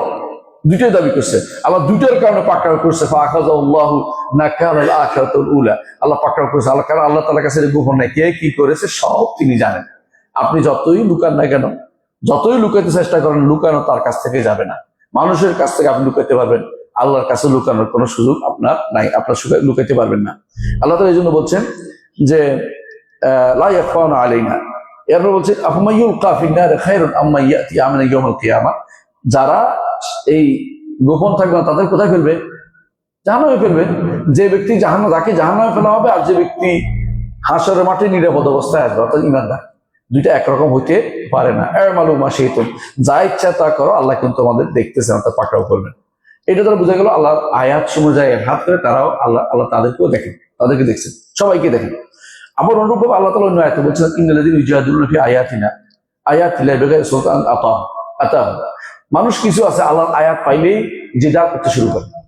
আমাকে একজন বলছে গতকাল বা পরশু বলল যে এমন এমন বড় বড় টিচার তৈরি হয়েছে বিশ্ববিদ্যালয়গুলোতে, ঢাকা বিশ্ববিদ্যালয় সহ, যারা অনেকেই এখন বলতেছে যে এইটার যে এই যে কোরআন আর হাদিসের যে কুদসিয়াত পবিত্রতা আছে, এটা আবার কেন মানতে হবে আমাদের? নাউযুবিল্লাহি মিনাশ শাইতানির রাজিম, বুঝলেন তো? নাউযুবিল্লাহি মিনাশ শাইতানির রাজিম। তারা এটা পবিত্রতা, কোরআনের আয়াতে পবিত্রতা মানতে না, তারা এখান থেকে সরিয়ে বের করে মানতে না। সরিয়ে আবার কি জিনিস সেটা আমরাও বের করতে পারি। অর্থাৎ আগের সবকিছুকে অস্বীকার করে নিজেদের মন মতো করে একটা কিছু দাঁড় করাতে চায়, এবং এটা আবার নিজেদের ইসলাম বলবে, এটা ইসলামের বাইরে না, আমরা একটা ইসলাম বানাচ্ছি, এরকম মানুষ তৈরি হচ্ছে। আবার হাদিস অস্বীকারী এরকম তৈরি হচ্ছে, যারা মনে করবে যে হাদিস আবার কি জানো, আমরা সব বুঝি, আমাদের বিবেক আছে, এই জাতীয় মানুষ তৈরি হচ্ছে। এরা সব কিন্তু জিদার পছন্দ করে। আপনি দেখবেন তারা সবসময় বলবে আমরা মোনাজারা করবো। আপনি দেখবেন না সজল রোশনরা কি করে, বিভ্রান্ত, সবচেয়ে বেশি বিভ্রান্ত হয়ে মানুষ বিভ্রান্তি ছড়াইছে। এর থেকে সাবধান করা উচিত, কথা শোনা উচিত না তার কোনো। শুনলে একটা সন্দেহ অন্তরের ভিতরে জেগে যাবে, কারণ যে কোনো সময় সন্দেহ দূর করা দরকার, অন্তরের ভিতরে স্থান দেওয়া উচিত না। তো এই জন্য এরা কি করে, জিদাল পছন্দ করে। আল্লাহ তাআলা বলছে ইন্নাল্লাযীনা ইউজাহিদুনা ফি আয়াতিনা, যারা আমার আয়াত নিয়ে, আল্লাহর আয়াতিল্লাহ, আল্লাহর আয়াত নিয়ে জিদাল পছন্দ করে, বিনা কারণে ঝগড়া করে, বেগাইরি সুলতানিন আতাহুম, কোনো প্রমাণ ব্যতীত, শুধু ইচ্ছা করে একটা শব্দ নিয়ে আপনার সাথে ঝগড়া করবে। আপনি এই শব্দ যদি কোনো কারণে এটা পাতলেন না, তো আপনি তার সাথে হেরে গেলেন, অথচ এটার সাথে হয়তো কোনো মাসালা সম্পর্ক কোনোদিনই নাই। এটা আল্লাহ তাআলা বলছেন ইনফি সুদুরিহিম মিল্লাহি কিবরুন, এদের অন্তর শুধু অহংকার। অহংকার বুঝছেন তো? হক নিবে না, হক নিবে না, এটা হচ্ছে অহংকার। অর্থাৎ তারা যারা জিদাল করছিল রাসূলের যুগে, যারা জিদাল করছিল রাসূলের সাথে, ঝগড়া করতেছিল, কেন ঝগড়া করতেছিল? আপনাকে কেন নবুয়ত দিল, আমাদের দিল না? বেশিরভাগ তখনকার সময়, তখন অহংকারের কারণে হক নিতে পারেনি। বনী উমাইয়াদের মধ্যে বা আবু জাহালদের মধ্যে যারা ছিল, যারা আরবদের মধ্যে একটা বিশাল গোষ্ঠী ছিল কুরাইশের মধ্যে, এরা কেন হক নিতে পারে নাই? অহংকারের কারণে। আল্লাহ তাআলা বলছেন ইনফি সুদুরিহিম মিল্লাহি কিবরুন, এরা যে ঝগড়া করতেছে মূল কারণ হচ্ছে এরা অহংকারে লিপ্ত। হক নিলে যদি নিচু হয়ে যায়, কথা বলছি না, আমি যে কোরআনের কথা শুনে চলে তো বেটার কথা শোনা হলো, এই জন্য তারা শুনতে চায়নি। রাসূলুল্লাহ সাল্লাল্লাহু আলাইহি ওয়াসাল্লামকে তারা জানতো তিনি সত্যবাদী, তিনি যা নিয়েছেন তা সত্য, কিন্তু তারা নিবে না। ইহুদিরাও তাই, ইহুদিরা কি করতো, একটা ঘটনা বললে বুঝবেন। সফিয়া রাদিয়াল্লাহু আনহা, তার তখনও যুদ্ধ শুরু হয়নি, এমন সময় তিনি একদিন, তার তো এর আগে বিয়ে হয়েছিল, তো তিনি স্বপ্নে দেখছেন যে তার কোলে চাঁদ, এটা তিনি তার স্বামীকে বলছেন। স্বামী তাকে একটা বড় ধরনের চট দিয়ে বললেন যে তুই কি মুহাম্মদের বউ হতে চাস, মানে বড় চট দিয়ে বলছে, মানে। তো তিনি বললেন যে এটা কি বললেন, তা বুঝিনি, মানে তখন তিনি শুনতে গেলেন যে তারা আলোচনা করতেছে, সে এবং তার হাজবেন্ড তার বাপের সাথে আলোচনা করতেছেন যে হুয়া এটা কি ওই ব্যক্তি যার কথা আমাদের কিতাব উল্লেখ আছে? হুয়া সেই, কোনো পার্থক্য নেই। তো কি আপনি সিদ্ধান্ত নিচ্ছেন? বল তার সাথে আমার শত্রুতা, চলবো কেন? বনি ইসমাইল আসলো কেন, বনু ইসহাকে কেন নবী দেওয়া হলো না, শেষ নবী দেওয়া হলো না, আমরা তাকে মানতে পারি না। এটা হলো তাদের শত্রুতা। তারা ভালো করে জানতো যে মুহাম্মদ রাসূলুল্লাহ সাল্লাল্লাহু আলাইহি ওয়াসাল্লাম হক। এই জন্য রাসূলুল্লাহ সাল্লাল্লাহু আলাইহি ওয়াসাল্লাম বলেছেন যদি ইহুদিদের 10 জন ঈমান আনে, সারা ইহুদি ঈমান আনতো, কিন্তু এই 10 জন ঈমান আনেনি, কারণ তারা শত্রুতা বসে মানবে না। এই জন্য রাসূলের সময় যারা ঝগড়া করতো বিভিন্ন কথা নিয়ে, এদের মূল কারণ ছিল, ঝগড়াটা ছিল অহংকারের কারণ। এখনো দেখবেন হক মানতে সহজ, কিন্তু কেউ যদি কোনো সালাত নিয়ে ঝগড়া করে, সালাত অর্থ হচ্ছে সংযোগ সৃষ্টি করা, সালাত অর্থ হচ্ছে মিল করা, তো এই জাতীয় কথাবার্তা বললে তাহলে বোঝা যাচ্ছে এই ঝগড়া করতে আসছে, সে আসলে মানার জন্য আসেনি। এই জন্য যারা ঝগড়া করতে আসে তাদের সাথে ঝগড়া করবেন না, বলে না তুমি যদি মানতে চাও আমি তোমাকে হাদিস ধরে দেবো, আর তুমি ঝগড়া করতে চাও তাহলে উঠে যাও। এই জন্য কখনো আমাদের সালাফরা এই যে মোনাজারা, যেগুলি মানে হক নেওয়ার জন্য নয়, শুধু নিজের পণ্ডিতটি জাহির করার জন্য এই যে মোনাজারা তারা কোনো অংশগ্রহণ করতেন না, কারণ তারা বলতেন যে আমি আমার দিনের মধ্যে কোনো সন্দেহ নেই। ইমাম মালিক রহমতুল্লাহর কাছে একজন বললেন, আসে বলে ইয়া ইমাম মুনাজারা, আপনার সাথে মোনাজারা করবো। তিনি বললেন যে আমি আমার দিনের মধ্যে কোনো সন্দেহ নেই, তুমি যার সাথে সন্দেহ তার সাথে মোনাজারা করো গিয়ে, আমি কোনো সন্দেহ নেই যে মোনাজারা করবো তোমার সাথে। তো আরেকবার একদম মোনাজারা করতে বলছে, তিনি বলছেন আচ্ছা মোনাজারা করে কি হবে? বলে আমি যদি হেরে যাই আপনারটা মানবো, আপনি যদি হেরে যান আমারটা মানবেন। তো তিনি বলে আচ্ছা আমার আরেকজন এসে আমাদের দুজনকে হারিয়ে দেবে, কি করবো? তাহলে আমরা তো ওনাকে মানবো। তাহলে দিন শুধু পোল্ট্রি মারার না, কিছুক্ষণ তোমার কাছে, কিছুক্ষণ কাছে, কিছু আরেকজনের কাছে না। আল্লাহ কোরআন রাসূল হাদিস আমাকে স্পষ্ট, সেখান থেকে আমরা দলিল দিচ্ছি তুমি শুধু মোনাজারা করে করে আমাকে হারাও, আমাকে হারাও, এটা দ্বীনের কোনো অংশ হতে পারে না, এটা নিশ্চিত করে দিয়েছেন। তো এই জন্য আল্লাহ তাআলা বলছেন যারা আল্লাহর আয়াত নিয়ে ঝগড়া লিপ্ত হয় কোনো প্রমাণ দেখি, শুধু কেবল নিজের একটা কথাকে সাব্যস্ত করার জন্য ব্যস্ত হয়ে পড়ে। দেখবেন অনেকেই দেখবেন যে আসসালামু আলাইকুম না বলে কি বলবে? সালামু আলাইকুম। কেন? কোরআনে পাইছি। রাসূলুল্লাহ সাল্লাল্লাহু আলাইহি ওয়াসাল্লাম এটার বাস্তব উদাহরণ দিয়েছে, কোরআনে পাইছি। কি বলছে এটা? হ্যাঁ, এটা তো আমাদেরকে শিখানো, রসুল বলতে বলেন না। রসুল যেটা বলতে বলছে এটা কোনটা? আসসালামু আলাইকুম। এখন এটা বললে কেউ যে না কোরআন তো এটা পাইছে, কোরআন তো অনেক কিছু আছে, ইংলিশও আছে, ইংলিশ করবেন নাকি আপনি? এটা তো হইতে পারে না। তাহলে আপনি আমাদেরকে কি বলতে বলছেন সেটাই তো বলবেন, সেটাই তো বলবেন। এটা করে আপনি কোরআনে পাইছেন বলে আমল করতেছেন, এরকম যদি কোরআনে পাইছে আমল করা হয় তো ভয়াবহ। কারণ কোরআনের মধ্যে জিনাকারিনীর কথা আছে, জিনাকারীর কথা আছে, তো এগুলো হাত দিয়ে দিয়ে কি যেমন বলবেন যে আয়াত করে কোরআনে পাইছি, এটা এখন আমাকে একটু এগুলো বিভ্রান্ত সাহিত্য, বিভ্রান্ত ছাড়া কিছুই নেই, এরা হচ্ছে বিভ্রান্তি দলের অন্তর্ভুক্ত। তো এই যারা এটা করে আল্লাহ তাআলা বলছে এদের অন্তরে কি আছে? অহংকার। মা হুম বালিগিন, অহংকার যে এমন পর্যায়ের এটা যে তারা এই অহংকারটা করে এই জন্য যে আমাদেরকে নবুয়ত দিয়ে ওনারা দিল কেন? কারে? মুহাম্মদ সাল্লাল্লাহু আলাইহি ওয়াসাল্লামকে। আল্লাহ তাআলা বলছেন মা হুম বিবালিগিন, এই নবুয়ত তাদেরকে কোনো পাবে না। নবুয়ত আল্লাহ তাআলা যাকে নির্বাচন করেন তাকে তিনি দিয়েছেন, তিনি হচ্ছেন মুহাম্মদ রাসূলুল্লাহ সাল্লাল্লাহু আলাইহি ওয়াসাল্লাম। সুতরাং তারা যা চিন্তা করছে এটা কখনো অর্জিত হবে না। ফাস্তাইদ বিল্লাহি, নবী আপনি আল্লাহর আশ্রয়ে চলে যান। ইন্নাহু হুয়াস সামিউল বাসীর, তিনি শোনেন এবং দেখেন। আপনি কি করতেছেন, কিভাবে আপনি দাওয়াত দিচ্ছেন, সবই তিনি দেখতেছেন। তারা কি করতেছে তিনি দেখতেছেন। অর্থাৎ মানুষের শব্দ সব তিনি শুনতে পান, যত রকমের শব্দ আছে, যত ভাষা শুনতে পান। অনুরূপভাবে মানুষ কি করতেছে, কোন সময় কি ষড়যন্ত্র করতেছে, রাতের বেলা বসে বসে তিনি সবই দেখতে পান। তার দেখার বাইরে কোনো কিছু নাই। তারা কিভাবে আল্লাহর আয়াতকে বাতিল করার জন্য উঠে পড়ে নেমেছে এবং হাদিসকে বাতিল করার উঠে পড়ে নেমেছে, আল্লাহ তাআলা সবই দেখতে পান। সুতরাং এইগুলি আল্লাহর কাছে গোপন থাকে না। আরেকটা আয়াত আল্লাহ তাআলা বলছেন ওয়াল্লাহু ইয়াকদি বিল হক, আল্লাহ তাআলা সবসময় ইনসাফের বিচার করেন। আল্লাহ তাআলা সবসময় বিচার করেন ইনসাফ। আল্লাহ তাআলা যে সমস্ত ফয়সালা দিয়েছেন সব ইনসাফপূর্ণ। হক অর্থ আমরা বলেছিলাম, কি মনে আছে? হ্যাঁ, হক অর্থ কি? যদি যদি যদি সংবাদ হয় তাহলে সত্য, আর যদি কোনো অর্ডার হয় তাহলে ইনসাফপূর্ণ। এটা হক। হক অর্থ বুঝছেন তো? যে কোনো জায়গায় আল্লাহ কোরআনে হক বলছে না, তাহলে বুঝবেন যে এটা হলো সত্য হলে, হ্যাঁ সংবাদ হলে সত্য, আর যদি বিধান হয় ইনসাফপূর্ণ। যেমন যেমন আমরা বলি আল কোরআন হক, কোরআন হক অর্থ কি? সত্য, বুঝলেন তো? আমরা যদি কোনো আল মিজান হক অর্থাৎ সত্য, এটা সংবাদ, বুঝলেন তো? আর আমরা যদি বলি যে আসসালাত হক, তাহলে কি হবে? সালাতের অর্ডার যে দিয়েছে এটা ইনসাফপূর্ণ অর্ডার, বুঝে আসছে? যেমন আল্লাহ তাআলা বলছে রজম হক, যেমন যে ব্যক্তি পাথর, বিবাহিত ব্যক্তিকে পাথরের মারতে হবে, এটা হক, অর্থাৎ এই বিধানটা ইনসাফপূর্ণ। যেমন বলছে 100 বার টাকা করতে হবে, যে অবিবাহিত যদি কোনো ব্যভিচার করে তাহলে 100 বার টাকা, এটা হক, হক হলে ইনসাফপূর্ণ। কথা বলছেন তো? এইভাবে আপনি হক বুঝবেন, কোরআনে কারিমে কোথাও হক আছে সেটা বুঝবেন। আর হক যদি কোনো মুক্তাদা হয়, খবর না হয়, মুক্তাদা হয়, তখন অর্থ হবে যে আল্লাহ তাআলা বিধিবিধান, আল্লাহ যা বলতে চাচ্ছেন তার নামও হক, তিনিও হক, এবং তিনি যা দিবেন সেটাও আমাদেরকে সত্য এবং ইনসাফপূর্ণ হিসেবে নিতে হবে, এটাই অর্থ। তাক আমরা এটা হক অর্থ বুঝলাম। এখন বলতেছি আল্লাহ তাআলা বিচার করেন হক। আল্লাহ তাআলা বলছেন ওয়াল্লাযীনা ইয়াদউনা মিন দুনিহি লা ইয়াকদুনা বিশাই, তোমরা যাদেরকে ডাকো, কাদেরকে ডাকে? লাত, মানাত, উজ্জা। আর আমরা কাদেরকে ডাকি? আমাদের দেশে শাহজালাল, শাহরা, হ্যাঁ, এদেরকে ডাকে। অথবা পাগলা, কোনো একটা পাগলাকে, আশেপাশে কত কবর তো আছে আপনাদের, এগুলো ডাকে। আল্লাহ তো বলছেন লা ইয়াকদুনা বিশাই, এরা কোনো ফয়সালা দিতে পারে না, কারণ এটা অপারগ, মরার পরে তারা কিচ্ছু করতে পারে না।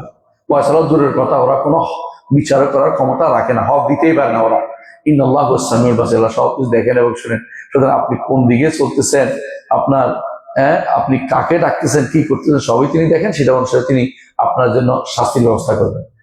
এর অপারগ এটা তিনি জান। তারপরেও এই জন্য ইব্রাহিম আলাইহিস সালাম তার বাবাকে বলছেন, ইয়া আবাতি লিমা তা'বুদু মা লা ইয়াসমাউ ওয়া লা ইবসিরু ওয়া লা ইগনি আনকা শাইআ। হে পিতা, আপনি এমন এমন ইবাদত কেন করেন যারা কি করে না, শোনে না, দেখে না, আপনার উপকার করতে পারে না, অর্থাৎ মূর্তিগুলো উপকার করতে পারে না। ঠিক মূর্তি উপকার করতে না পারে, আপনি বুঝছেন আপনার চোখের সামনে যেটা মাটির নিচে আছে, এটা আপনাকে কেমন উপকার করবে? মাটির নিচ থেকে কেউ কোনো উপকার করতে পারে না, এটা মিথ্যা কথা। সবচেয়ে বড় মিথ্যা হচ্ছে কবর আপনার কোনো উপকার করবে। যত ওলি আল্লাহ বলেন, যত কিছু বলেন, তত গাউস কুতুব নাম দেন, কোনো কাজ করে না, এগুলি কোনো উপকার করে না, এগুলো নাইও। গাউস কুতুব বলতে আসলে কিছু নাই, ভুয়া কথা।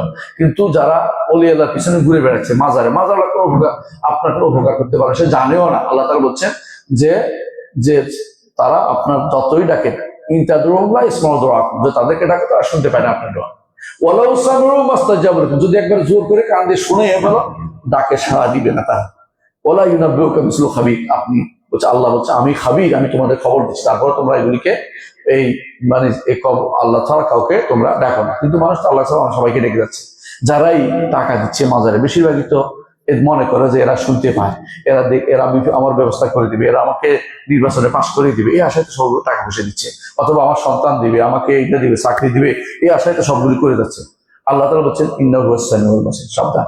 এই জন্য এরা আল্লাহ ছাড়া কেউ আপনাকে হক, আল্লাহ তাআলা হক কিছু দিতে পারবে না। আর আল্লাহ তাআলা জানে কে না হক কাজ করেছে, এটা আল্লাহ তাআলা জানেন, সেটা অনুসারে তিনি বিচার ব্যবস্থা করেন। আর একটি আয়াত আল্লাহ তাআলা বলছেন, এটা আমরা পড়েছি অবশ্য, আল্লাহ তাআলা ইয়ামুরুকুম আন তুআদ্দুল আমানাতি ইলা আহলিহা, আমানত যেন তার মালিককে দিয়ে দেওয়া হয়।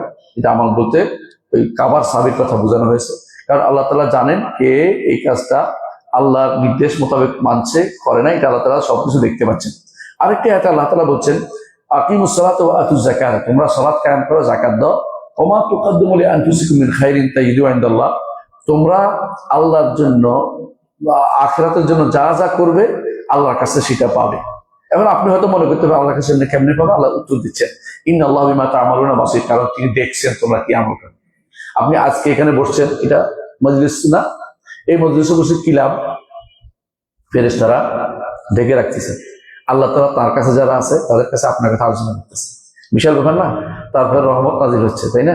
তারপরে তাদের ফেরেশতারা ডানা বিছিয়ে রাখছে, রহমত আসতেছে, তো সাকিনা নাজিল হচ্ছে, এই সবগুলি তো এখানে।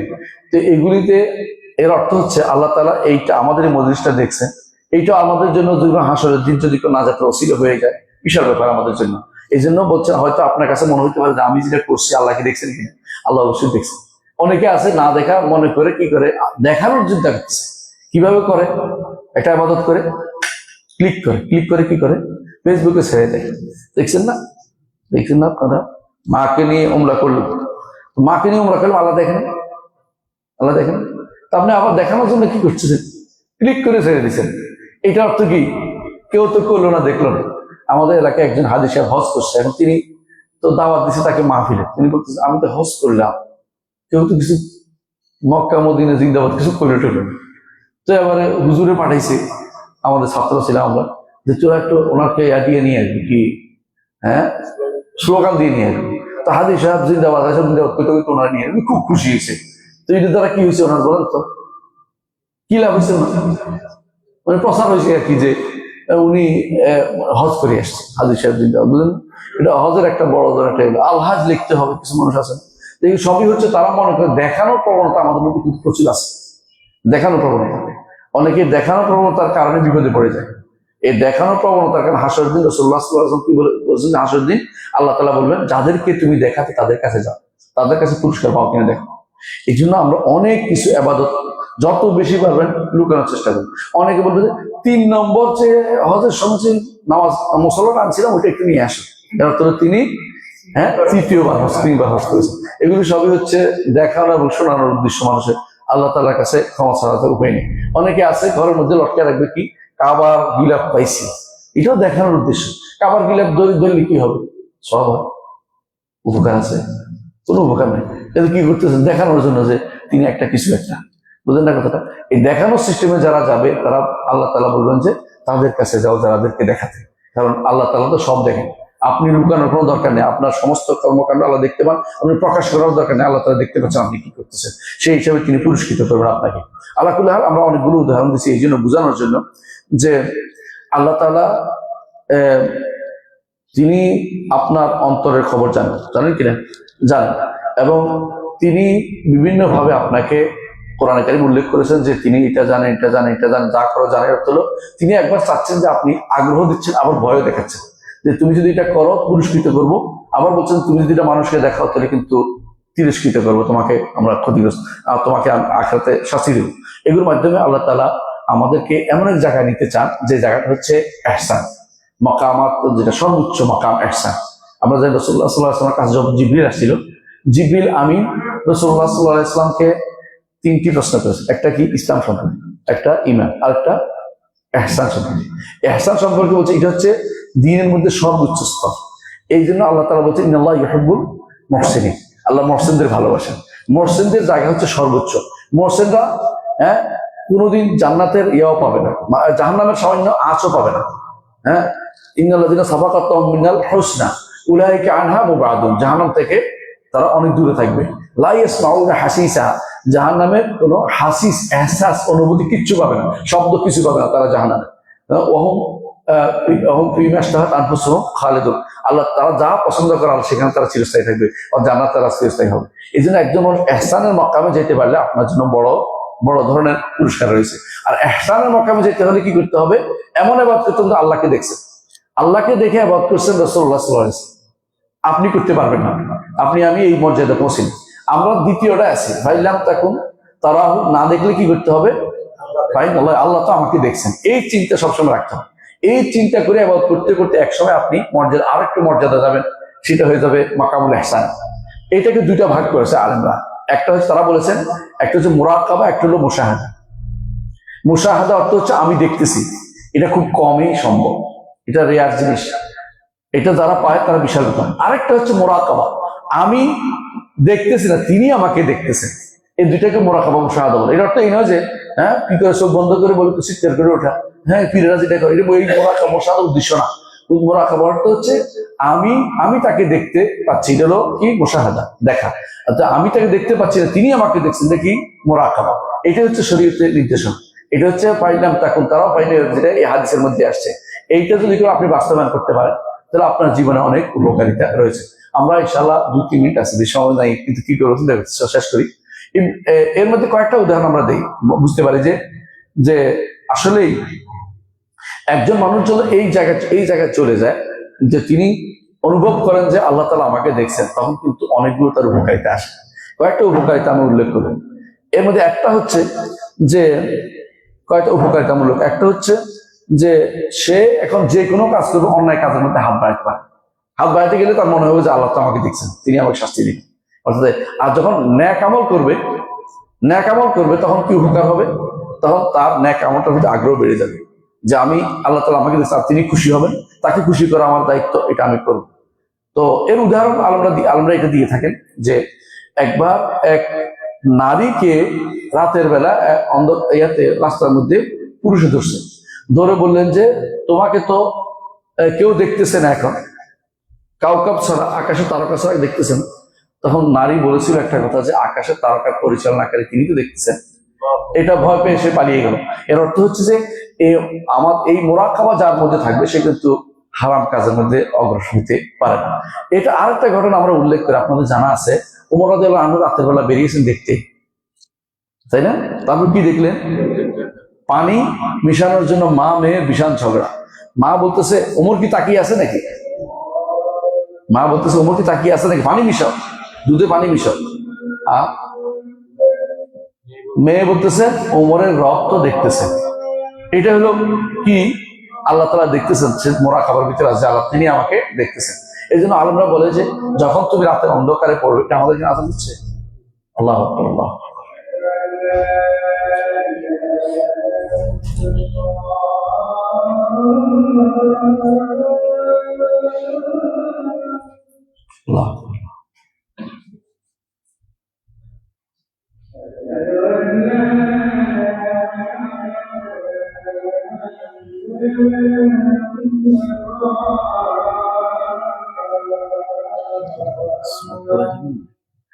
তেলাওয়াত দিচ্ছেন।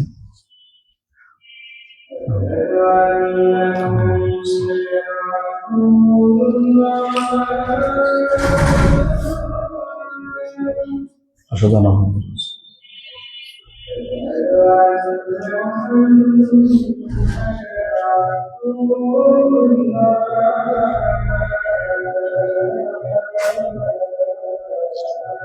أشهد أن محمدا رسول الله.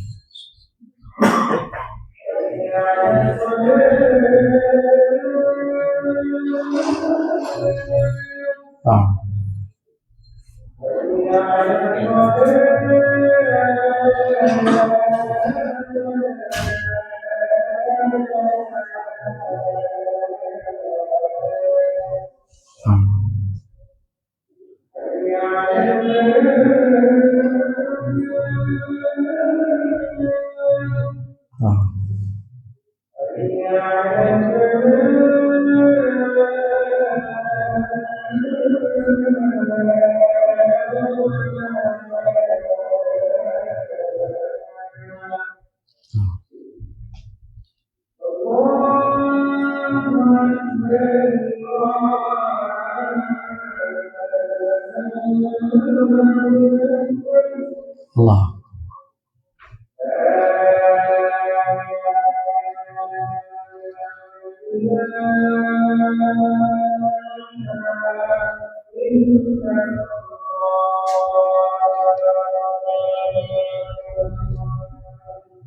لا إله إلا الله اللهم صل على محمد اللهم صل على محمد اللهم رب هذه الدعوة المسلمة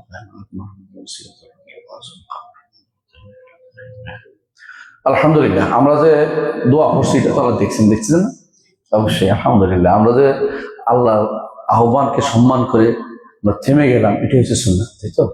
একজনে জবাব দেন, আমরা কথা বলি, এটা জায়েজ না, বুঝছেন তো কথাটা? এটা যে বলছে এটা সঠিক বলে না, কারণ সবাই চুপ থাকতে হবে। হ্যাঁ, আজান যখন হবে তখন কোনো কিছু করতে পারবেন। আপনি নামাজ যদি পড়তে থাকেন, আজান দিয়েছেন, নামাজ শেষ করবেন। আর যদি মসজিদে ঢুকছেন, আজান হচ্ছে, আজানে জবাব দিবেন, তার নামাজ পড়বেন, বুঝছেন তো? মানে আরেকটা কারণে শেষ হয়ে যাবে, এটা পরে আর পড়া যায় না। নামাজ তো পড়াও করতে পারবে, কিন্তু আজানের জবাব দেওয়াটাই জন্য জরুরি বেশি। জবাব দুইভাবে হয়, একটা হচ্ছে মৌখিক জবাব, আর একটা হচ্ছে আমলি জবাব, দুটাই দিতে হবে। মৌখিক জবাব দিতে হবে আর নামাজের জন্য প্রস্তুতি নিতে হবে, এটা খেয়াল রাখতে হবে। যাক, আমরা ওইদিকে আর না যাই, আমরা আসল কথায় আসি। যেটা বলছিলাম যে তাহলে আরেকটি উদাহরণ দিলে বুঝতে পারবেন। একদিন ইবনে ওমর রাদিয়াল্লাহু আনহু তিনি এক ইয়াকে দেখছেন, রাখালকে দেখছেন যে ছাগল চড়াচ্ছে। ইবনে ওমর রাদিয়াল্লাহু আনহু পরীক্ষা করলেন মদিনা রাখালকে, বললেন যে আমাদের একটা ছাগল দিয়ে দাও। বলছে এটা আমি মালিক না, দিব কি করে? তুমি বললো তোমার কিছু টাকা দিই, তুমি বলবে যে একে হয়েছে, ভাই হয়েছে। তুমি বলছো হ্যাঁ, মিথ্যা কথা বলবো আমি? তো আল্লাহ দেখতেছেন না? ইবনে ওমর রাদিয়াল্লাহু আনহু চলে আসলেন, চলে আসে খোঁজ নিলেন কার, এই দাস কার। খোঁজ নিয়ে তিনি তার জন্য টাকা পাঠিয়ে দিয়ে ওই ব্যক্তিকে যে আমি মুক্ত করে দিলাম। এরকম মানুষ আল্লাহকে যে এত কিছু খেয়াল রাখতে পারে, হক আল্লাহর হককে খেয়াল রাখতে পারে, আল্লাহর সব আল্লাহ তাআলা কি করে সবই তার সবসময় মাথায় থাকতে পারে, এই ব্যক্তি শুধু দাস হিসেবে থাকতে পারে, তাকে মুক্ত করে দিলাম, তিনি মুক্ত করে দিলেন তাকে। এটা বুঝালেন যে বোঝাচ্ছে যে তাদের মধ্যে এই একটা জিল ছিল, যে জিলটা ছিল সাহাবায়ে কেরাম এবং তাবেঈদের জিল, যারা আল্লাহকে এইভাবেই তারা মনে করতেন যে তিনি আমাদের সবসময় দেখছেন, আমরা তাদেরকে আল্লাহকে দেখছি বা তিনি আমাদেরকে দেখছেন, এটা তারা স্মরণ করতেন। এই জন্য আপনি যখন রুকু করেন, সেজদা করেন, আল্লাহ দেখে না? দেখে। যখন আপনি কোরআন তেলাওয়াত করেন, আল্লাহ দেখে। যখন আপনি জিকির করেন একান্তে আল্লাহকে, তখন আল্লাহ দেখেন। একান্তে জিকির করলে লাভ আছে না? আল্লাহর সঙ্গে কি করতে হয়? একান্তে জিকির করলে আল্লাহ তাআলা আরশের নিচে ছায়া দিবেন। এই জিকিরটা কি?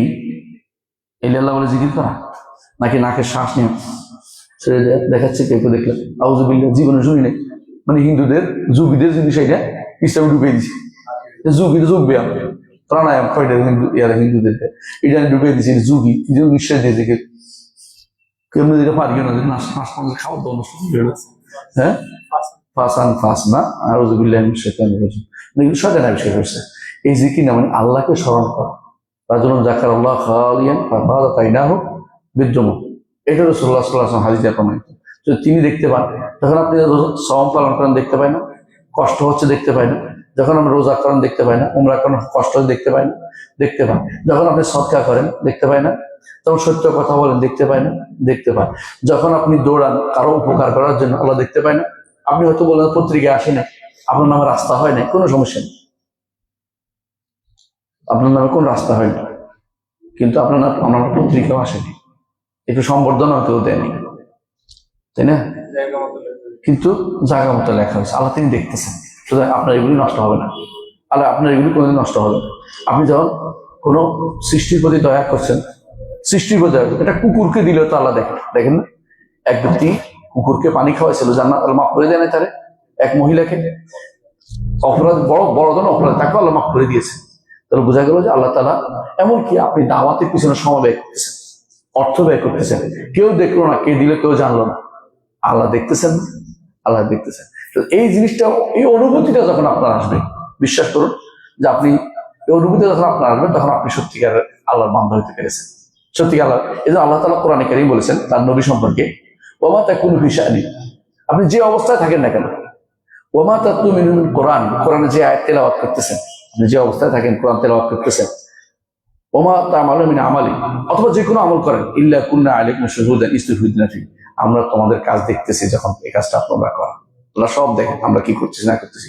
এখানে আপনাদের উপস্থিতি, কষ্ট করে বসা, হ্যাঁ, এটা সবই আল্লাহ তাআলা দেখতেছেন, সব আল্লাহ তাআলা দেখতেছেন। এরপর আল্লাহ তাআলা বলছেন, ওয়ালা ওমা ইয়াযুবু আন রাব্বিকা মিন মিসকাল যারাতিন ফিস সামাওয়াতি ওয়ালা ফিল আরদি ওয়ালা ফিস সামাওয়াতি ওয়ালা ফিস সামা ফিল আরদি ওয়ালা ফিস সামা ওয়ালা আসগার মিন যালিক ওয়ালা আকবার ইল্লা ফি কিতাবিম মুবিন। সূরা ইউনূসের 61 নম্বর আয়াতে আল্লাহ তাআলা বলছেন যে ছোট বড় আসমান জমিনের কোনো কিছু আল্লাহ থেকে থাকে না, গোপন থাকে না, ওরা সবই দেখতে পান। যদি এইটা হয়ে থাকে, তাহলে আল্লাহ তাআলা আমাদের জন্য যেটা বলেছেন যে কোরআনে কারিমে সূরা আলাকের মধ্যে, খেয়াল করেন প্রথম সূরার মধ্যেই যে বলেছেন, আল্লাহ তাআলা বলছেন কি, আরাইতাল্লাযী ইয়ানহা আবদান ইযা সাল্লা, আমাকে জানার ওই ব্যক্তি সম্পর্কে যে ব্যক্তি সালাত আদায় করতে যাকে বাধা দিচ্ছে। কে বাধা দিচ্ছিল? ওয়ালিদ ইবনে মুগিরা বা এই জাতীয় উতবা সাইবা আবু জাহলেরা বাধা দিচ্ছিল।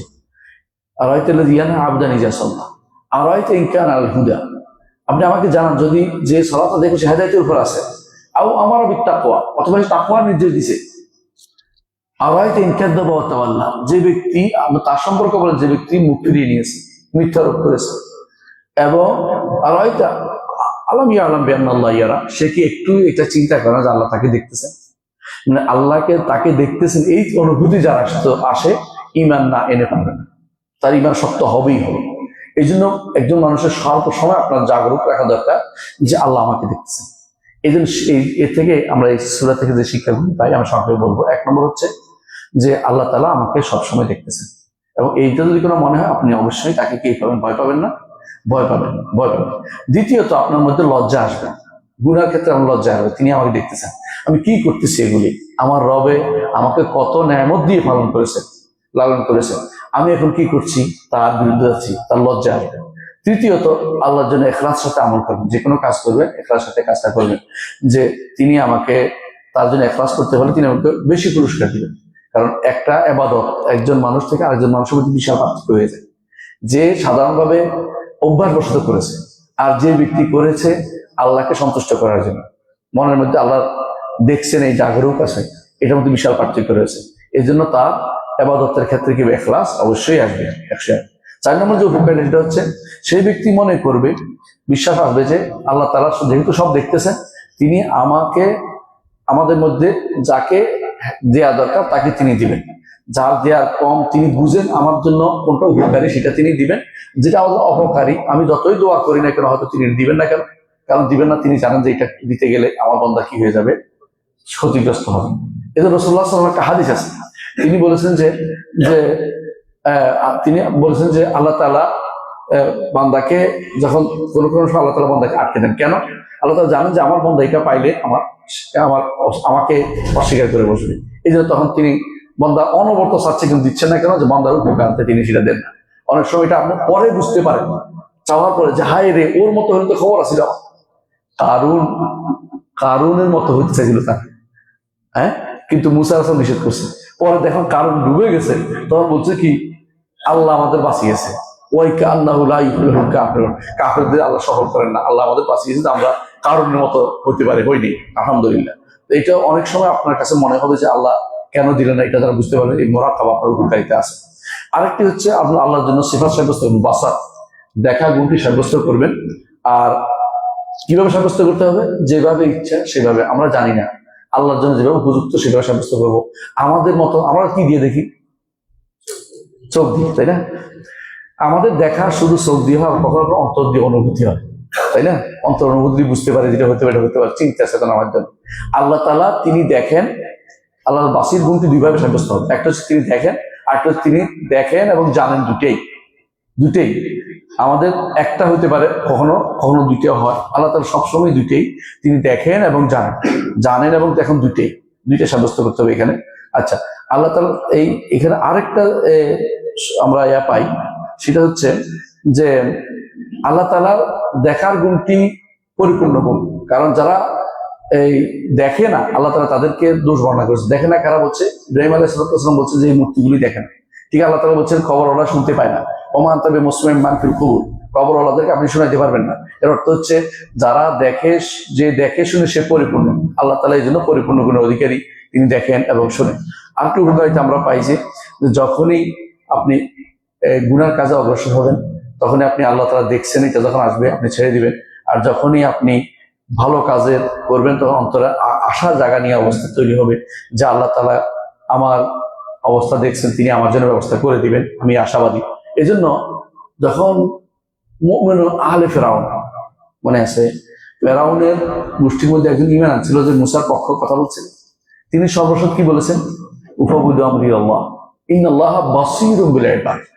আমি আমার যাবতীয় কাজ আমার আল্লাহর উপর সমর্পণ করছি। আমি ভালো কাজ করেছি, আমি মুসার পক্ষ নিয়েছি, যেটা করেছি আমার রব বান্দাদের সম্পর্কে ওয়াকিফ, তিনি দেখছেন আমি কি করেছি, তিনি আমাকে পুরস্কার দিবেন। আল্লাহ তাআলা তার কথাটা কোথায় রাখছেন? কোরআনে রেখে দিয়েছেন, আমরা এটা পাঠ করি। অর্থাৎ তিনি যা বলেছেন, আল্লাহ যেটা আমার কোরআনে বলেছেন, তিনি উফাবুদু আমরি আল্লাহ ইন্নাল্লাহা বাসীরুম বিল ইবাদ, সেটাকে আল্লাহ তাআলা রেখে দিয়েছেন। অর্থ হচ্ছে এই যে আশা জায়গা নিয়ে, এটাও আমাদের আল্লাহ দেখেন, এই জন্য আমি আশা করতে পারি আমি যত বিপদেই পড়ি না কেন, যদি তিনি আমাকে দেখেন, বিপদ থেকে তিনি উদ্ধার করবেন। যারা বলে, কোরআনে কারীমে আল্লাহ তাআলা এই জন্য বলেছেন যে যারা বলে যে যে আল্লাহ তাআলা তার বান্দাকে সাহায্য করবে না, এরা তারা ভুলের মধ্যে আছে। বান্দাকে অবশ্যই সাহায্য করবে। ইন্না আলা নানসুরু রুসুলানা ওয়াল্লাযিনা আমানু ফিল হায়াতিদ দুনিয়া ওয়া ইয়াউমা ইয়াকুমুল আশহাদ। দুনিয়ার জীবনেও ঈমানদারদের সাহায্য করবেন, রাসূলদের সাহায্য করবেন, এবং যেদিন কিয়ামতের দিন, সেদিনও আল্লাহ তাআলা তাদেরকে বিশেষ সাহায্য করবেন। কিন্তু আপনি হয়তো তাড়াহুড়ো করছেন। রাসূলুল্লাহ সাল্লাল্লাহু আলাইহি ওয়াসাল্লামের যুগে যারা সাহাবায়ে কেরাম কষ্ট দিয়েছে, আল্লাহ কি দেখেন নাই? দেখেছেন। কিন্তু এটা পুরস্কার তারা পরে পেয়েছেন। একজনও বাদ নেই। কেউ মিনহুম মান কাদা নাহবাহু, জান্নাতে যাওয়ার জন্য শহীদ হয়ে জান্নাতে গেছে। আর কেউ পরবর্তী জীবনে ইসলামকে উড্ডীন করে তারা আল্লাহ দ্বীনের জন্য নিজেকে উৎসর্গ করেছেন। এসবই কিন্তু আল্লাহ তাআলার পক্ষে, মানে তার দ্বীনের পক্ষে কাজ করার কারণে গেছেন। এখানে কোনো কিছু হারানোর কোনো কিছু নাই। এই জন্য ঈমানদারের কাজ হবে সবসময় আল্লাহ তাআলা দেখছেন, এই অনুভূতি সবসময় নিজের মধ্যে জাগ্রত করা। সালাতে হোক, সাওমে হোক, দানে হোক, যে কোনো কাজে হোক, দাওয়াতে হোক, আল্লাহ তাআলা দেখছেন। কেউ যদি আপনাকে কষ্ট দেয়, আপনি তাকে হয় ক্ষমা করবেন, নইলে আল্লাহর উপর ছেড়ে দিবেন, যে আল্লাহ তাআলা দেখছেন। এর অর্থ হচ্ছে আল্লাহ তাআলা তাকে কিন্তু এমনি ছেড়ে দিবে না। কারণ আল্লাহ তাআলা, রাসূল সাল্লাল্লাহু আলাইহি ওয়াসাল্লাম বলেছেন, মান আদা লি ওয়ালিয়ান ফাকাদ বারাজতু বিল হারব। কেউ যদি আমার ওলির সাথে শত্রুতা পোষণ করে, আমি তার সাথে যুদ্ধের ঘোষণা দিলাম। আল্লাহ তাআলা যুদ্ধ করলে সেই যুদ্ধে অবশ্যই তিনি জিতবেন, আর বান্দা হেরে যাবে, কোনো সন্দেহ নেই। সুতরাং আল্লাহ তাআলা কোনো নেককার বান্দার বিরুদ্ধে অকারণে কোনো কিছু বলা, অনেক তার বিরুদ্ধে লেগে থাকা, এটা ইসলাম শরীয়ত অনুমোদন করে না। আল্লাহ তাআলা সবাইকে দেখছেন, ঈমানদার দেখতেছেন, কাফেরও দেখতেছেন, জালেমকে দেখতেছেন, নেককারকে দেখতেছেন, বদকার, সবাইকে তিনি দেখে চলেন। এই অনুভূতি আমাদের অন্তরে জাগ্রত হোক। আসসালামু আলাইকুম।